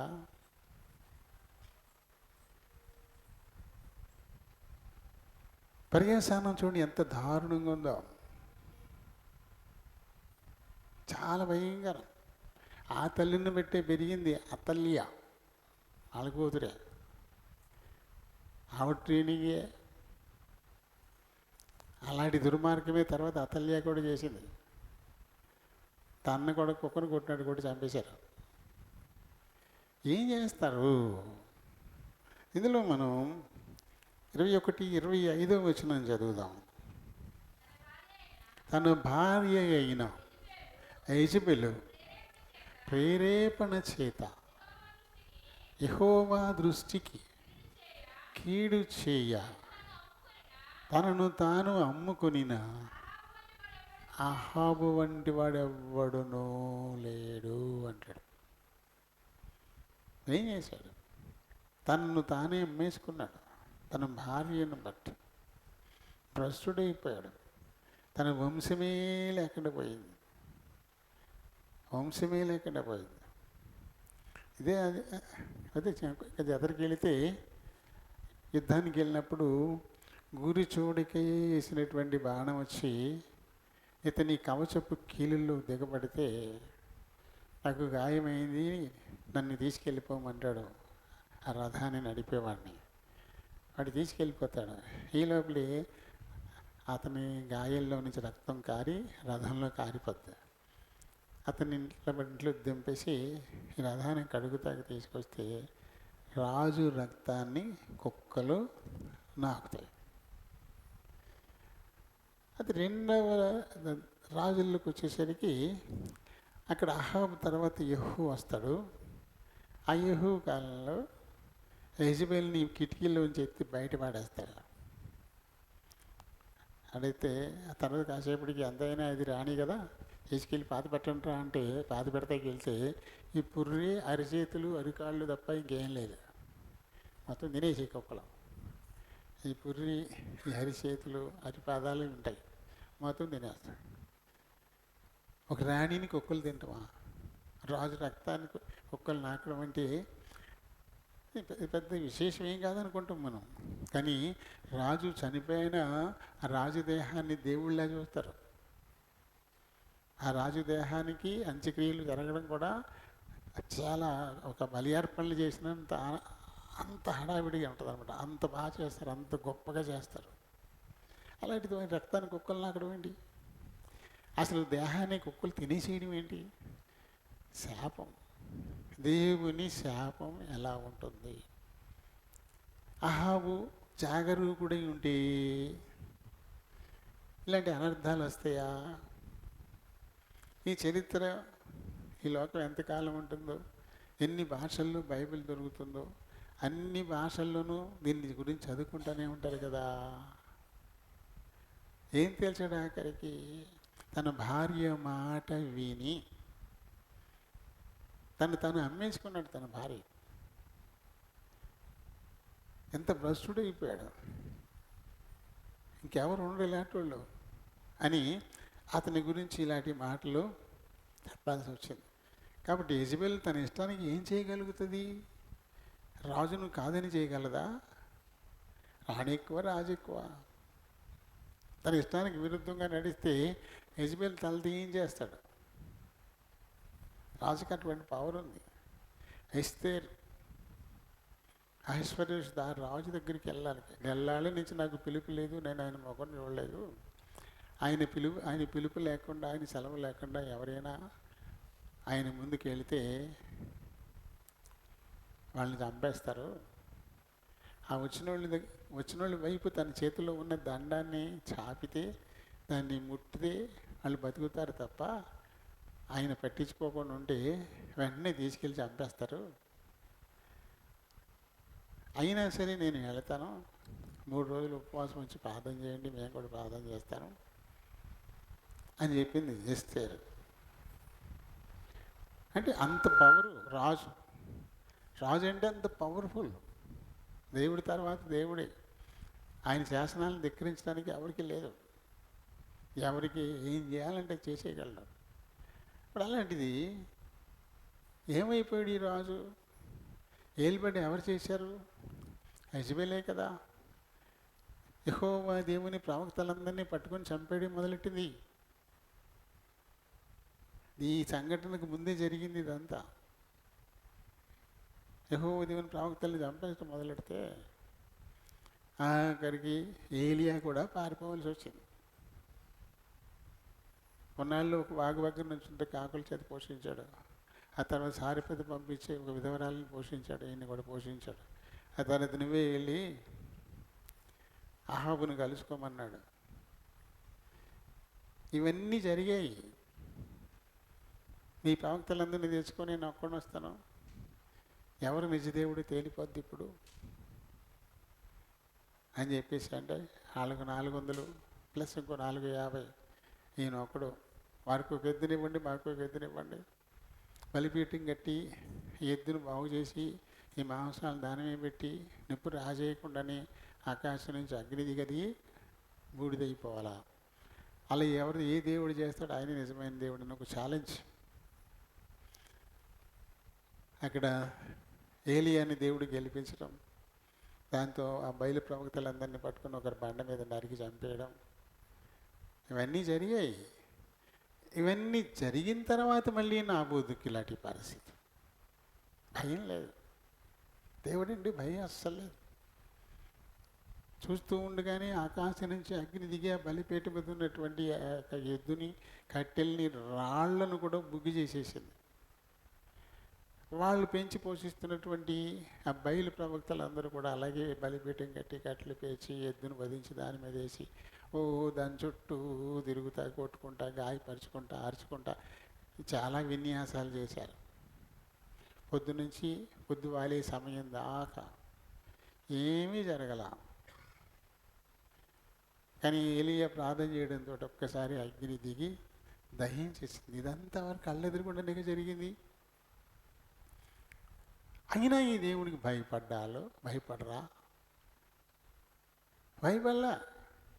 అయినా సరే భయపడలా. అహాబు యెజబెలుకి భయపడ్డాడు తప్ప దేవుడికి భయపడలా. తన భార్యకు భయపడ్డాడు. తను ఏం చెప్తే అదే. రాజు దగ్గర ధర్మశాస్త్ర ప్రతి ఉంటుంది, దాని ప్రకారమే రాజు పాలన చేయాలి, నడుచుకోవాలి. కానీ ఆయనకి ధర్మశాస్త్రం యెజబెల్ అయిపోయింది, దేవుడిచ్చింది కాల. దాని పర్యవసానం అహాబు వంశం సర్వనాశనం అయిపోయింది. అతని వంశం నుంచి ఎవరు రాజులు అవలా. ఆ తర్వాత యెహూ అనేటువంటి వాడు, అలికిట్లు పని చేసేటువంటి వాడు, పనుడికి. సొలొమోను కాలంలో యెరోబాము పనుడికి రాజ్యం ఇచ్చాడు. అలాగే అహాబు కాలంలో కూడా అహాబు వంశీకులు ఎవరు రాజ్యానికి రాలా. మళ్ళీ ఒక పనుడు అయ్యాడు. ఒక పనుడే. కారణం ఎవరు? ఇదంతటికీ దేవుడు అవకాశాలు ఇస్తాడు. ఎంతో ప్రేమించి అతను రాజు చేశాడు. కాబట్టి ఇప్పుడు అతను ధర్మశాస్త్రాన్ని అనుసరించి పరిపాలన చేస్తూ దేవుని చిత్తాన్ని నెరవేర్చిన వాడైతే ఖచ్చితంగా వర్ధిల్లుతారు అంతే. కానీ కాదు కాబట్టి ఏమైపోయింది? నాశనం అయిపోయింది. కాబట్టి ఇక్కడ భర్త బాధ్యతలు ఏంటి? భార్య పట్ల భర్త ఎలా నడుచుకోవాలి? తన సాటి అయిన సహకారి అయినా ఆమె తన కోసం చేయబడింది. తన గౌరవ మర్యాదలు ఆవిడ చేతిలోనే ఉన్నాయి. తన క్షేమం, తన వృద్ధి ఆవిడ చేతిలోనే ఉన్నాయి. అందుకు విరుద్ధంగా ఆమె నడిస్తే మీరు కలగ చేసుకోవాలి కదా. అసలు నేను నాకు ఎందుకు ఇచ్చాడు? నువ్వు చేస్తున్న పనులేంటి? దీనివల్ల దేవుని ఉద్దేశం నెరవేరుతుందా అని ఖచ్చితంగా తను కలుగజేసుకోవాలి. తనకి చెప్పి నడిపించుకోవాలి. ఆ బాధ్యత తనకు ఉంది. లేని పక్షంలో స్త్రీలు ఏలుబడి చేసేస్తే ఏమవుతాయి? కుటుంబాలు వర్ధిల్లవు, ఖచ్చితంగా వర్ధిల్లవు. ఎందుకంటే ఏలుబడి కోసం దేవుడు తన చేయలే, తనని ఆడడానికి పురుషుని చేశాడు అక్కడ కదా. సరే, ఆది కాండంలో 3వ అధ్యాయంలో 16వ వచనాన్ని చదువుదాం. నీ భర్త ఎడల 16 నుంచి ఆయన స్త్రీతో నీ ప్రయాసమును నీ గర్భవేదనను నేను మిక్కిలి హెచ్చించెదను, వేదనతో పిల్లలను కందువు. నీ భర్త ఎడల నీకు వాంఛ కలుగుతుంది, అతడు నిన్ను ఏలును. అతడు నిన్ను ఏళ్తాడు. ఇది ఆదాముకు శాపాన్ని ఇచ్చేటప్పుడు ఏం చెప్పాడు చూడండి, తర్వాత చదువు. ఆయన ఆదాముతో నీవు నీ భార్య మాట విని, అది భార్య మాట మేలు కోసం వినాలి, క్షేమం కోసం వినాలి, వృద్ధి కోసం వినాలి, దేవుని ఆజ్ఞల్ని అనుసరించడం కోసం వినాలి, దేవుని కీర్తి ప్రతిష్టలు పెంచడం కోసం వినాలి. కానీ అందుకు విరుద్ధంగా ఏదొచ్చినా అది వినకూడదు. దేవుని ఆజ్ఞను మీరి నడుచుకున్నాడు. ఇక్కడ ఎలా అయిందో, నేను చూసుకోకుండా తిన్నాను, నిద్రపోదా తిన్నాను, ఏమైనా సరే ఖచ్చితంగా నువ్వు భార్య పట్టుకొచ్చి నీకు ఇస్తే ఆవిడ మాటని తినేసావు నువ్వు అంతే అన్నాడు దేవుడు. నీవు నీ భార్య మాట విని తినవద్దని నేను నీకు ఆజ్ఞాపించిన వృక్ష ఫలములు తింటివి గనుక అంటాడు. శాపం ఇవ్వడానికి ముందు అలిగేషన్ ఏంటి? నీ భార్య మాట విన్నావు నువ్వు, నేను చేయొద్దన్న పని చేసావు నువ్వు అని చెప్తున్నాడు. అంటే ఇక్కడ ఏలుబడి హవ్వమ్మ గారికి ఇచ్చేసాడు అనమాట ఈయన. ఆవిడ ఈయన వెంట వెళ్ళడం కాదు, ఆవిడ వెనక ఈయన వెళ్తున్నాడు అనమాట. దేవుడే ఇలాంటి మాట మాట్లాడంటే దాని అర్థం ఏంటి మరి? ఆయన కోసం ఆయనలో నుంచి నిర్మించబడినటువంటి స్త్రీ ఎంతసేపు ఆయన చిటికను వెళ్ళి పట్టుకుని ఆయన వెనకాలే ఉండాల. కానీ తను ముందు వెళ్ళకూడదు. ముందే లెవెల్ నడిపించేవాళ్ళు కదా. తను నడిపించడానికి చేయలేదు దేవుడు, భర్తతో నడవడానికి చేశాడు. ఆయనతో నడవాలి, అంతేగాని ఆయనని లీడ్ చేయకూడదు. భర్తను లీడ్ చేయడానికి భార్యలు ప్రయత్నం చేయకూడదు. లీడింగ్ ఆయనకే ఇచ్చేయాలి. చెప్పచ్చు ఇంట్లో, అలా కాదు ఇలా చేస్తే బాగుంటుంది, అలా చేస్తే బాగుంటుంది అని చెప్పేసి చర్చించుకుని ఓ మంచి నిర్ణయానికి వచ్చి ఆయన నడిపించాలి. కానీ నీకెందుకు వాళ్ళ కూర్చో, నీకేం తెలీదు, నేనే చేస్తాను ఎంత, అది దేవుని చిత్తం కాదు. అలా చేస్తే పరిస్థితి చాలా ఘోరంగా ఉంటుందని అహాబు యెజెబెలు వృత్తాంతం మనకి చాటి చెప్తాను. అలా ఎప్పుడు కూడా చేయకూడదు. దేవుని ఉద్దేశాలు మనలో నెరవేరాలి. మన పట్ల దేవుని చిత్తం ఏమై ఉందో దాన్నే మనం జరిగించాలి, కానీ మన సొంత నిర్ణయాలు తీసుకోకూడదు, సొంతంగా ఆలోచన చేయకూడదు. అలా చేసినటువంటి వాళ్ళు ఇబ్బంది పడ్డం మనకు తెలుసు కదా. చారమ్మ గారు ఇబ్బంది పడింది, రెబ్బకమ్మ గారు ఇబ్బంది పడింది, సొంత నిర్ణయాల వల్లే కదా. రాజులు కూడా ఇబ్బంది పడ్డారు, హెజికియా కూడా ఇబ్బంది పడ్డాడు సొంత నిర్ణయంతో. శాపం తెచ్చుకున్నాడు, క్యాన్సర్ వచ్చింది, సొంత నిర్ణయం. ఇంకా ఉన్నారు సొంత నిర్ణయాలు చేసిన వాళ్ళు. ఆశ కూడా సొంత నిర్ణయం చేశాడు, తన వల్ల తాను కూడా ఇబ్బంది పడ్డాడు. ఆశ కదా, బెన్హదద్తో ఒప్పందం చేసుకున్నాడు కదా, బహిష్యాన్ని పారదోలేయమన్నాడు కదా, సొంత నిర్ణయం. దానివల్ల జబ్బు, చాలా ఇబ్బందులు వచ్చాయి. కాబట్టి సొంత నిర్ణయాలు ఎప్పుడూ మేలు కాదు. దేవుని చిత్తం మీద దాని ప్రకారమే మనం నడుచుకోవాలి, అంతే. దాన్ని మనం గౌరవించాలి, అంతే. ఆయన మాట వినకపోతే ఇంకెవరి మాట వింటాం? ఆయన మాటే కదా మనం వినాలి. సరే, ఇంకా తర్వాత ఈయనని బట్టి నేల శపించబడింది. ఆదికాండం 3:17-19 వరకు ఆదాముకి ఇచ్చిన శాపం కనపడుతుంది. నిన్ను బట్టి ఈ నేల శపించబడింది. చదవండి. ప్రయాసముతో నీవు ఈ లోకంలో ఎంతకాలం బతుకుతావో అంతకాలం కూడా ఆ పంట, శపించబడిన నేల పంట తింటావు. నేల శపించబడిందంటే ఇక దానిలోంచి వచ్చేది మనకి ఆరోగ్యకరమా? మనకి వచ్చే చాలా రోగాలు ఎందుకు? ఈ నేల నుండి వచ్చింది తినడాన్ని బట్టే. ఆ నేల నుంచి వచ్చినట్లు రసాలే కదా, ఆ నేల నుంచి వచ్చే నీళ్ళే కదా తాగుతాం, ఆ నేల మీద నుంచి వీచే గాలి కదా పీల్చేది. నేలే శపించబడిపోయిందంటే ఇక అన్నీ శాపానికి లోనైపోతాయి. అదే తింటున్నాం, అదే తాగుతున్నాం, అదే పీలుస్తున్నాం. దాంతో మా ఇద్దరు రోగాలన్నీ వచ్చి పట్టుకుంటున్నాయి. శాపగ్రస్తమైన నేల నుంచి తీసుకుని తినడం, అది ముళ్ళ పొదలు, గచ్చ పొదలు మొలిపిస్తుంది, సరిగా పండట్లేదని చెప్పేసి ఏం చేస్తున్నాం? మళ్ళీ కెమికల్స్ వేస్తున్నాం దానికి. కెమికల్స్ అంటే అది విషమే కదా, కెమికల్స్ అంటే విషమే కదా. వాటితో పెరుగుతుంది అది, వాటితో పెరిగిన పంట తింటున్నాం. చేపలకి వేస్తున్నాం, రొయ్యలకి వేస్తున్నాం, అవి తినే బతుకుతున్నాయ్యా, వాటిని మళ్ళీ మనం తింటున్నాం. దీనివల్ల అన్నీ మారిపోతున్నాయి, అన్నీ మారిపోతున్నాయి. ఆదామును బట్టి నేల శపించబడ్డానికి, ఆ నేల నుంచి వచ్చే నీరే, ఆ నేల మీద నుంచి వచ్చేటువంటి గాలి, ఆ నేల నుంచి వచ్చేటువంటి పంటే, వీటిని తినడాన్ని బట్టి శాపగ్రస్తమైన దాన్నే తింటున్నాం మనం కూడా. దేవుని శాపానికి లోనైన వాటినే తింటున్నాం మనం.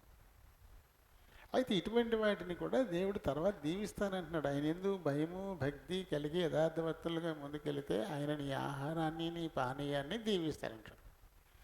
అంటే ఆదాము ద్వారా ఏర్పడ్డ శాపాన్ని నేను తీసేసి వాటిని నేను దీవిస్తాను అని చెప్పాడు దేవుడు. ఎవరికి? ఎవరైతే ఆదాము ప్రవర్తనను బట్టి నడుచుకోకుండా, అవ్వమ్మ ప్రవర్తన బట్టి నడుచుకోకుండా, దేవుడు ఏదైతే చెప్పాడో దేవుని ఉద్దేశాలను బట్టి నడుచుకునేటువంటి వారికి మళ్ళీ ఏమవుతుంది? అన్నీ దీవించబడతాయి, శాపం తొలగిపోద్ది, నేల మీద శాపం పోద్ది, ఆహారం మనకి మేలు చేస్తుంది, ఆ పానీయం మనకి మేలు చేస్తుంది, అని మేలుకరంగా దేవుడే చేస్తానని చెప్పాడు. అంటే ఎప్పటికీ నీ బతుకంతే ఆ శాపగ్రస్తమైన నువ్వు తిను అని అంటలేదు దేవుడు, నేను వాటిని దీవిస్తా. అయితే నువ్వు ఆదాము హవ్వల ప్రవర్తనకు భిన్నంగా నా ఆజ్ఞను నువ్వు అనుసరించి నడుచుకోవాలా. అలా నడుచుకున్న రోజున నేను దీవిస్తాను వీటన్నిటినీ కూడా. నువ్వు తినే ఆహారం నీకు బలాన్ని ఇస్తుంది, నీకు రోగాలు రావు. నువ్వు తాగే పానీయము నీకు ఆరోగ్యాన్ని ఇస్తుంది, రోగాలు రావు అని దేవుడే చెప్పినటువంటి మాటలు అన్నమాట. అయితే ఈ తల్లిదండ్రులు ఈ దోషం వల్ల మనకు సంభవించినటువంటి ఈ శాపాన్ని పాపాలను కప్పెట్టుకోవాలని చెప్పేసి నీతి క్రియలతో కప్పెట్టుకోవాలని మనుషులు ప్రయత్నాలు చేస్తూనే ఉన్నారు. సొంత నీతి క్రియలు దేవుణ్ణి అడగట్లా.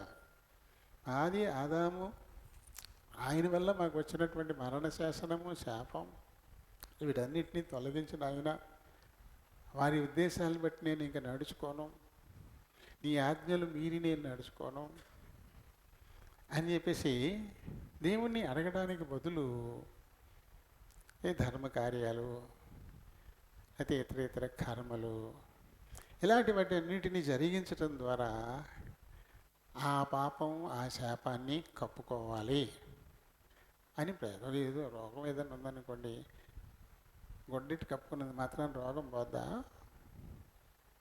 పైకి కనపడకపోవచ్చు, ఆ రోగం ఎక్కడుంది? అక్కడే ఉంది. అది ఎక్కడ పోద్ది? గుడ్డలను కప్పుకోవడాన్ని బట్టి ఏమన్నా పోతుందా? అది పోదు కదా.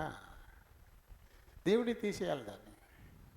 కానీ యెషయా 64:5-6 వచనాలు మనం చూస్తే, ఈ మార్గములన్నిటిని బట్టి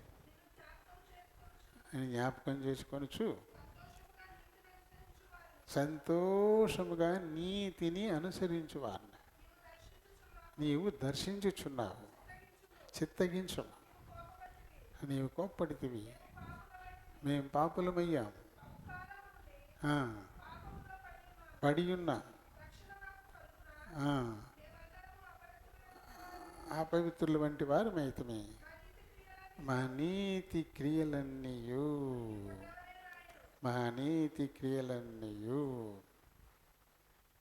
ఈ నీతి క్రియలతో ఈ పాపాన్ని, ఈ శాపాన్ని కప్పుకోవాలి అని ప్రయత్నం చేస్తూ ఉన్నాం. కానీ ఈ నీతి క్రియలన్నీ ఎలాంటివంట? మురికి గుడ్డలు. కప్పుకుంటామా మురికి గుడ్డలు? ఎవరన్నా వస్తున్నారని చెప్పేసి గబగబా కొండలు దించి గుడ్డ మొక్కనిలా కప్పుకుని వస్తావా? కప్పుకుని ఎవరు పిలిచారనుకోండి గుమ్మ దగ్గర, ఎవరు అని, అప్పటికే మనం చౌకాడు పని చేస్తూ ఉన్నాం.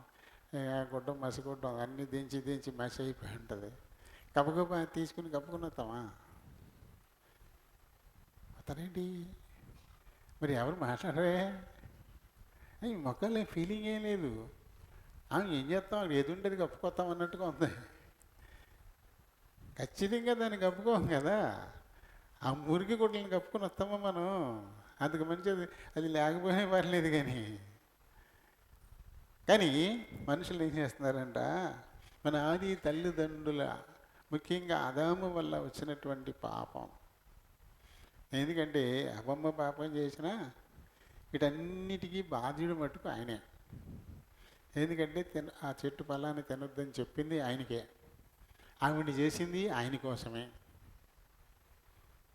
కాబట్టి యావత్ అన్నిటికీ కూడా మూలం. అందుకని పాఠం ఏం పాడాము? ఆది ఆదాము మరణ శాసనము మా శరీరము ఏలుచుండగా. ఆదాము యొక్క ఆ పాపమే అదే మా శరీరాల మీద ఏలుబడి చేస్తుంది. ఇంకేమన్నాడు దేవుడు? ఆ శాపాన్ని మళ్ళీ చదివి ఇంకా చదువు ఆ శాపాన్ని. ఆ 15 నుంచి చదువుతున్నాం కదా, 3:15 నుంచి. నువ్వు నేలకు తిరిగి చేరు వరకు నీ ముఖపు చెమట కార్చి ఆహారాన్ని తింటావు. ఎలాగనగా నేల నుండి నీవు తీయబడ్డావు, నువ్వు మన్ని కనుక తిరిగి మన్నైపోతావు. ఇది ముందు చెప్పాలి ఆయన, ఇప్పుడే చెప్పాడు. ఈ శరీరం మళ్ళీ మట్టిలో కలిసిపోవడం అనేది దేవుని యొక్క శాపమే. మరణాన్ని తెలియపరిచాడు ఇక్కడ. నువ్వు నేల నుండి తీయబడ్డావు, నువ్వు మన్నే, కాబట్టి నువ్వు మళ్ళీ తిరిగి నువ్వు మన్నైపోతావు. ఇదే సొలొమోను గారు చెప్పాడు ప్రసంగిలో. మన్నయినది వెనుకటి వలెనే మంటిలో కలియు కదా, మట్లో కలిసిపోతుంది ఖచ్చితంగా. ఈ దేహం కాల్చినా పూడ్చినా, లేదా ఏ చేపలు తినేసినా, ఏ కూర మగాలు తినేసినా ఖచ్చితంగా ఏదో రూపంలో మెట్లోకి వెళ్ళిపోవలసిందే. చేపలు తినేస్తాయి. ఈ విమాన ప్రయాణంలో ప్రమాదం జరిగింది, ఆకాశం నుంచి సముద్రంలో పడ్డాయి శరీరాలు, ఆ చేపలు కొట్టుకుని మింగేసాయి. కాబట్టి అందుకు మనం కార్యాలు జరపలేదు, దహనం చేయలేదు, లేకపోతే పాతి పెట్టలేదు. అలాగే మట్టిలో కలుస్తుంది అనుకోవడానికి ఆ చేపలు చచ్చిపోవా? ఆ చేపలు చచ్చిపోయి అయ్యే ఏమవుతాయి? అది మట్టి అయిపోవాల్సిందే కదా. ఒకవేళ చేపలు చాపతే మనం పట్టుకుని కోసుకుని మనం తినేస్తాం. అప్పుడు వాటి దేహంలో ఉన్నాయి అవి తిన్న మనం చచ్చిపోతాం. మళ్ళీ మట్టి అటటటు తిరిగి ఆఖరికి మట్టిలోకి వెళ్తాయి అన్నీ కూడా. ఎలా వెళ్ళినా సరే ప్రత్యక్షంగానూ పరోక్షంగానూ మట్టిలో కలవడం అనేది తథ్యం. ఎందుకంటే దేవుడే చెప్పాడు, నువ్వు నేల నుండి తీయబడదు కనుక నువ్వు తిరిగి మన్నైపోతావు అని చెప్పి దేవుడు చెప్పాడు. కాబట్టి ఇటువంటి వాటిని మన మీదికి రావడానికి ఇక్కడ కారకుడు మన ఆది తండ్రి ఆదామే. ఆడవారు తప్పు చేశారు అంటే దాని బాధ్యత కూడా మగవాళ్ళది అన్నాడు ఆయన. నీ భార్య మాట విని, నువ్వు నా మాట వెళ్ళా, నేను చెప్పింది వెళ్ళా, నువ్వు నీ భార్య మాట విన్నావు, నేను తినొద్దన్న చెట్టు ఫలాన్ని తిన్నావు, అది కదా చెప్పింది దేవుడు తన్నోడితో చెప్పింది తనే. అలాగే అహాబ్ గురించి చెప్పింది కూడా 1 రాజులు 21:25. అక్కడ కూడా ఏముంది?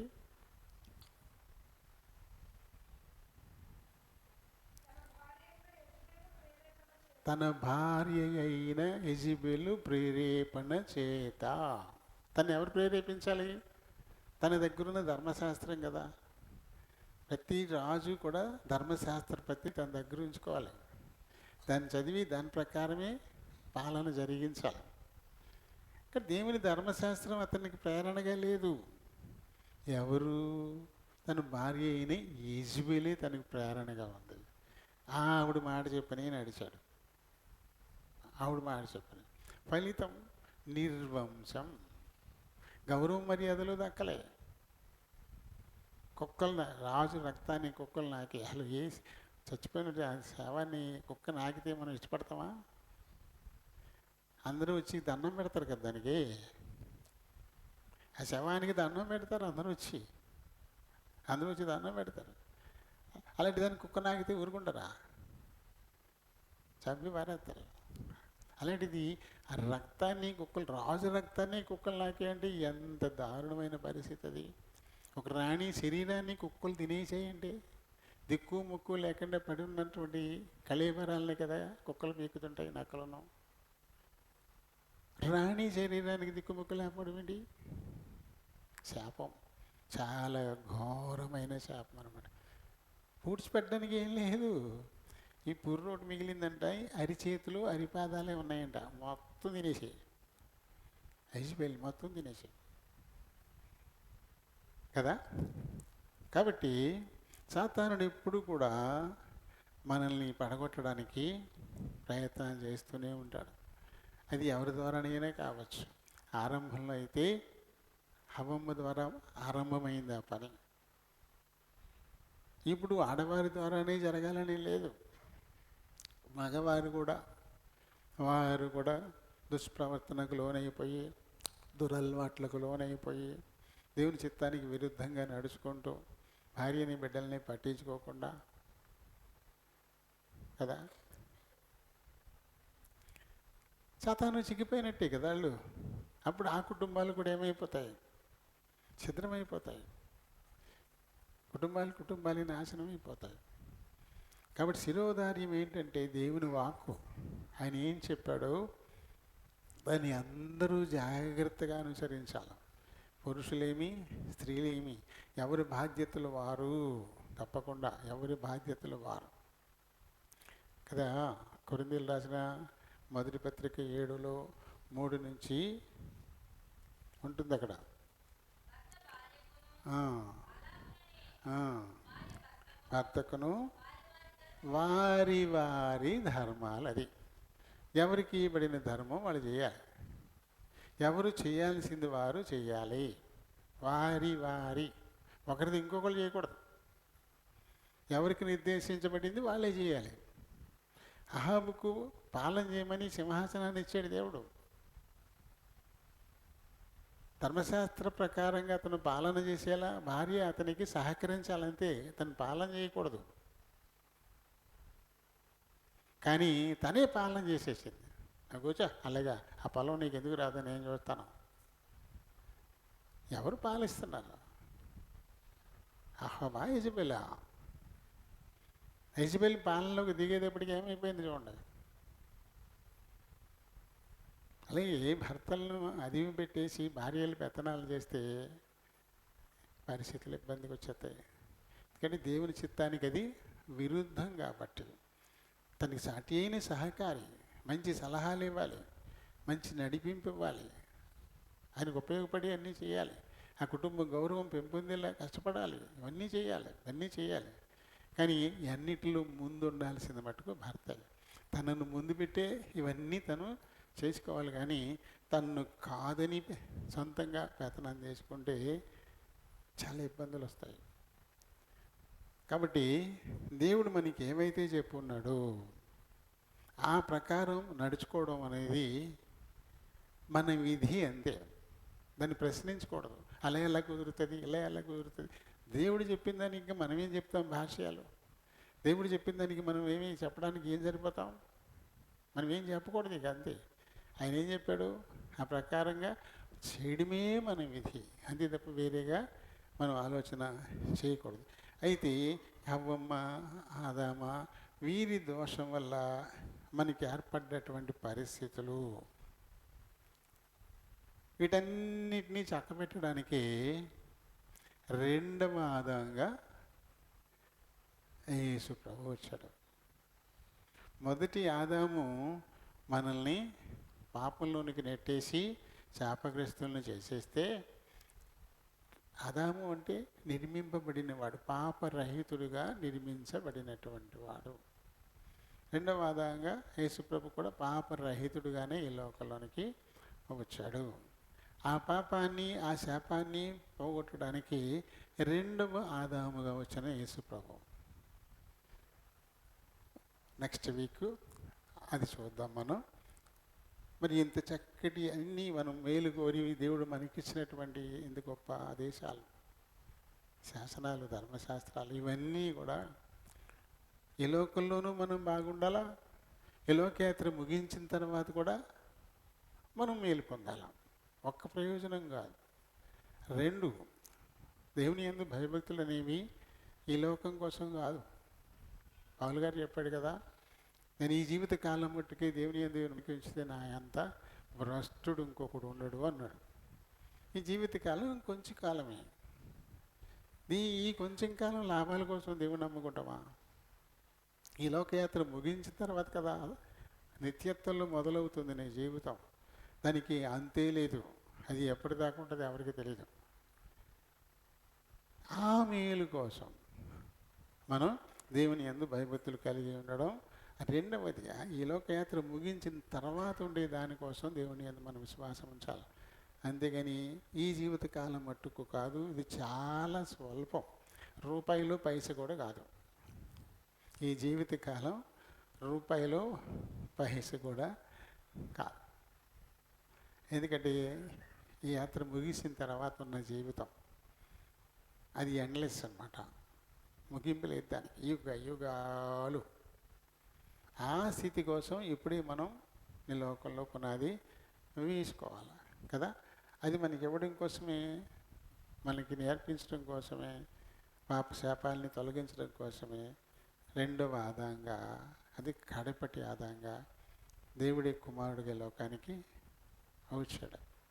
ఆయన ఆరాధించడానికి ఎంతకంటే గొప్ప కారణాలు మనకి అక్కర్లేదు. దేవుడి మాటల్ని దీవించునుగాక.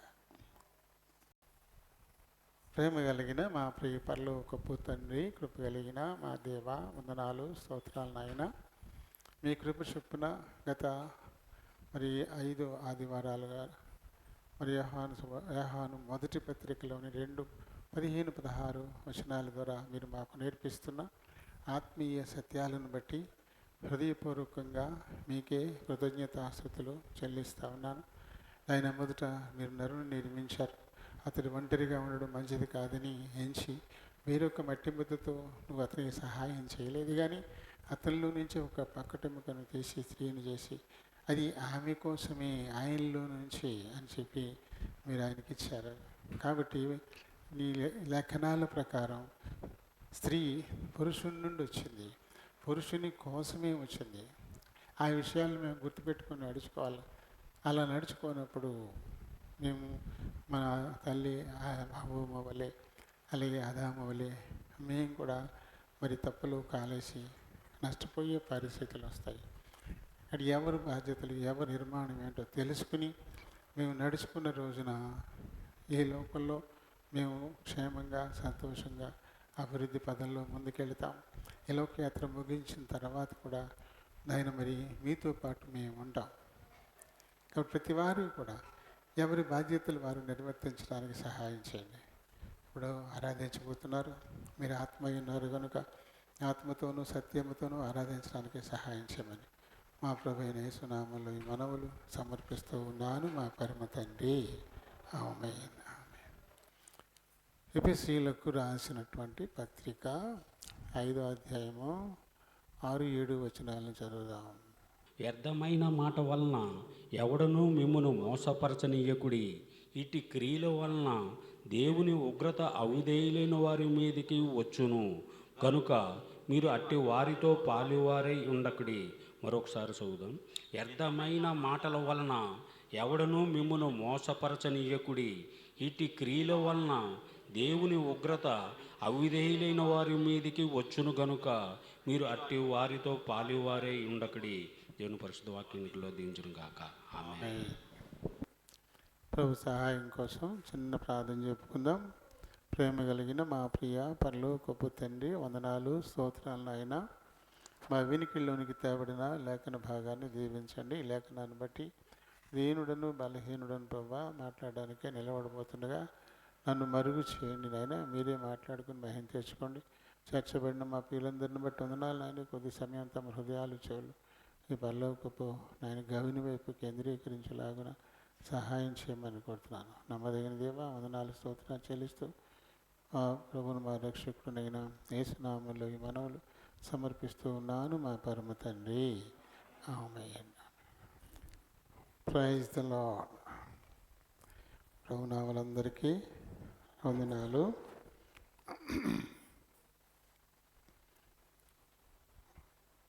మరొక మారు ప్రభు లేఖనాలని మనం పంచుకోవడానికి ఇచ్చిన సమయాన్ని పెట్టడానికి వందనాలు.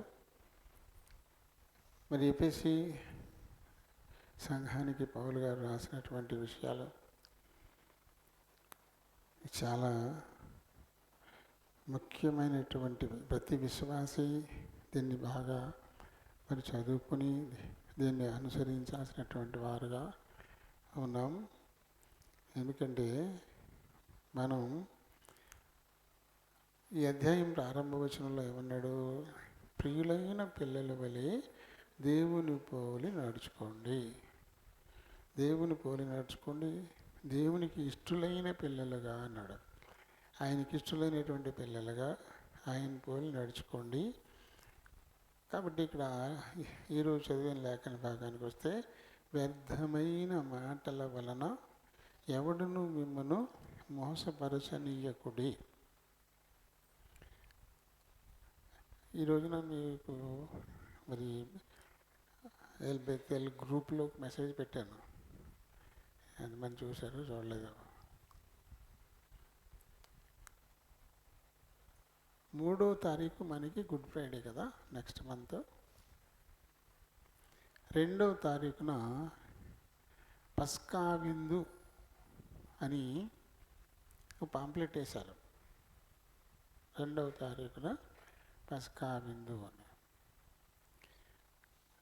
అంటే మన నిర్గమకాండంలో మొట్టమొదటిగా ఈ 12వ అధ్యాయం తర్వాత చెప్పాడు ప్రభు, మీరు ఒక గొర్రె పిల్లని తెచ్చుకోండి, మేకపిల్లని తెచ్చుకోండి, దాన్ని కాపుల్లో ఉంచండి, నిష్కల్మషమైన దాన్ని మీరు వధించండి, దాని రక్తాన్ని మీ గుమ్మానికి పూసుకోండి అని చెప్పాడు కదా.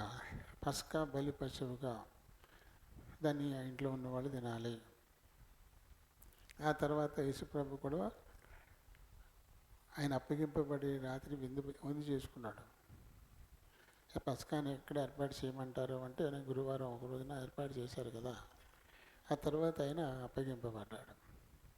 అక్కడితో పస్కా అయిపోయింది, ఇంక లేదు. పాత నిబంధనను ఆయన నెరవేర్చేశాడు. కాబట్టి ఇప్పుడు మనకి ఈ పస్కా విందులు, పస్కా బలి పశువులు వదిలించుకొని పులియని రొట్టెలు తినడం అలాంటివి ఇప్పుడు అయితే లేవు. కానీ ఇప్పుడు మేము పస్కా విందుని ఏర్పాటు చేస్తున్నాము, మీరందరూ కూడా రండి అని వారు ఆహ్వానిస్తారంట. వాళ్ళు ఎవరు అంటే యెహోవా సాక్షులు అనేటువంటి ఒక బృందం బయలుదేరింది. ఈ క్రైస్తవ్యాన్ని పాడు చేయడం వల్ల వీరికి వచ్చిన లాభం ఏంటో మనకు తెలియదు. క్రైస్తవ్యాన్ని కొత్త నిబంధనను మీరి పాత నిబంధనని ప్రచురం చేస్తూ విశ్వాసాలను ఇంకా సున్నతి కింద ఉంచడం, అంటే శరీర సంబంధమైన కార్యాలకి పరిమితం చేయడం. సున్నతి అంటే శరీరానికి, కానీ బాప్తిస్మం అనేది ఆత్మకు. ఇంకా శరీర కార్యాలని లక్ష్య పెట్టే విధంగా చేస్తున్నారు. అందరూ ఏమంటున్నారు అనమాట, యేసు ప్రభు దేవుడు కాదు, దేవుడు పంపించిన ఒక దూత అంతే. ఆయన చనిపోయి సశరీరుడుగా లేగలేదు, ఆయన ఆత్మ మాత్రమే లేచింది, ఆయన రెండవ రాకడ కూడా అయిపోయింది అని చెప్తున్నారు కొంతమంది. అవి ఎక్కడ కొరియాలో ఎక్కడ పుట్టాడంట, రెండవ రాకడ పుట్టేసాడంట. ఆయన పుట్టేసి ఏదో రోగం వచ్చి చచ్చిపోయాడంట కూడా, అలా చెప్తున్నారు అన్నమాట. ఇంకొక తెగ ఏమంటుందంటే పరలోక మాత ఉందంట, దేవుని యొక్క భార్య అంట పరలోక మాత. ఇది ఒకటి మొదలుపెట్టారు. ఇలాంటివన్నీ లేని బోధలు మన మధ్యకు తీసుకొస్తున్నారు. కొత్త నిబంధనకు క్రీస్తుకు విరుద్ధమైన బోధలు పట్టుకొచ్చి సంఘాన్ని పాడు చేయడానికి అన్నమాట. సంఘాన్ని పాడు చేయడానికి వాళ్ళు జాగ్రత్తగా బైబిల్ని చదువుతూ ఉంటే వాళ్ళకి అర్థమైపోద్ది, బైబిల్ వాళ్ళని మార్చేస్తుంది. కానీ వాళ్ళు కొత్త నిబంధన లేని పాత నిబంధన మాత్రమే చదువుతున్నారు, కొత్త నిబంధన జోలికి రావట్లా. ఇంకొకటి వాళ్ళు అసలు పాత నిబంధన వద్దు, కొత్త నిబంధన అంతే అని చెప్పేసి వాళ్ళు చెప్తున్నారు. అది కూడా సరైనది కాదు. ఇప్పుడు మనం ఒకటి కాదనుకున్నామంటే, ఒక కొత్త దాన్ని తెచ్చుకున్నామంటే పాత ఏంటో గుర్తుండాలి కదా. అది గుర్తు లేకుండా దీని విలువ ఏముంటుంది? నిన్న ఏం జరిగిందో గుర్తుండాలి మనకు. చరిత్ర నిన్నే కదా. అది గుర్తు లేకుండా ఈరోజు మనం సరిగా ఎలా నడుచుకుంటాము? నిన్న ఎలా నడిచామో మళ్ళీ ఈరోజు కూడా అలాగే నడుస్తాం. నిన్న గుర్తు లేకపోతే, నిన్న అనుభవం గుర్తు లేకపోతే నిన్ను ఎలా చేసామో ఈ రోజున కూడా మళ్ళీ అలాగే చేస్తాం. నిన్నట్లా ఇవాళ చేయకుండా ఉండాలంటే నిన్ను గుర్తుండాలి కదా. ఆ తెగ వాళ్ళు ఏమంటున్నారంటే వాళ్ళు పాత నిబంధన పని లేదు, అది కొత్త నిబంధన ఇచ్చినప్పుడు పాత నిబంధన కొట్టివేయబడింది కదా. కొట్టివేయబడింది, ప్రభు నెరవేర్చేశాడు. ఆయన జ్ఞాపకం చేసుకున్నాడు కదా, ఆయనే చెప్తున్నాడు కదా. యోనాను గురించి యేసుప్రభు చెప్పలేదా? పాత నిబంధనలో సొలొమోను గురించి యేసుప్రభు చెప్పలేదా? మరకేయను చంపిన విధానం గురించి ఆయన చెప్పలేదా? మరి నయమాను గురించి కూడా ఆయన చెప్పాడు కదా, నయమాను గురించి కూడా యేసుప్రభు చెప్పాడు కదా. ఆయన పాతవి పూర్తిగా దాన్ని మడిచిపెట్టి అనట్లేదు, దాన్ని మీరు వెంబడించొద్దు, కానీ దీంతో పోల్చుకోవాలా. అందులో ఇవ్వబడినటువంటి మంచి మాటలు ఉంటాయి. పాత నిబంధనలు అబద్ధం చెప్పమనుందా ఏంటి? దొంగతనం చేయమనుందా? లేదు కదా. అలాంటి విషయాలు ఏ నిబంధనలో ఉన్నా ఒకటే, వాటిని మనం చేసే తీరాలి. కానీ వచ్చి ఈ తెగలు దీనివల్ల వారికి వచ్చే లాభం ఏంటో తెలియదు. ఒకవేళ క్రైస్తవ విరోధి క్రైస్తవులను పాడు చేయడానికి వారికి ఏమైనా డబ్బులు ఇచ్చి ఇలాంటి పనులు వారితో చేయిస్తున్నారేమో.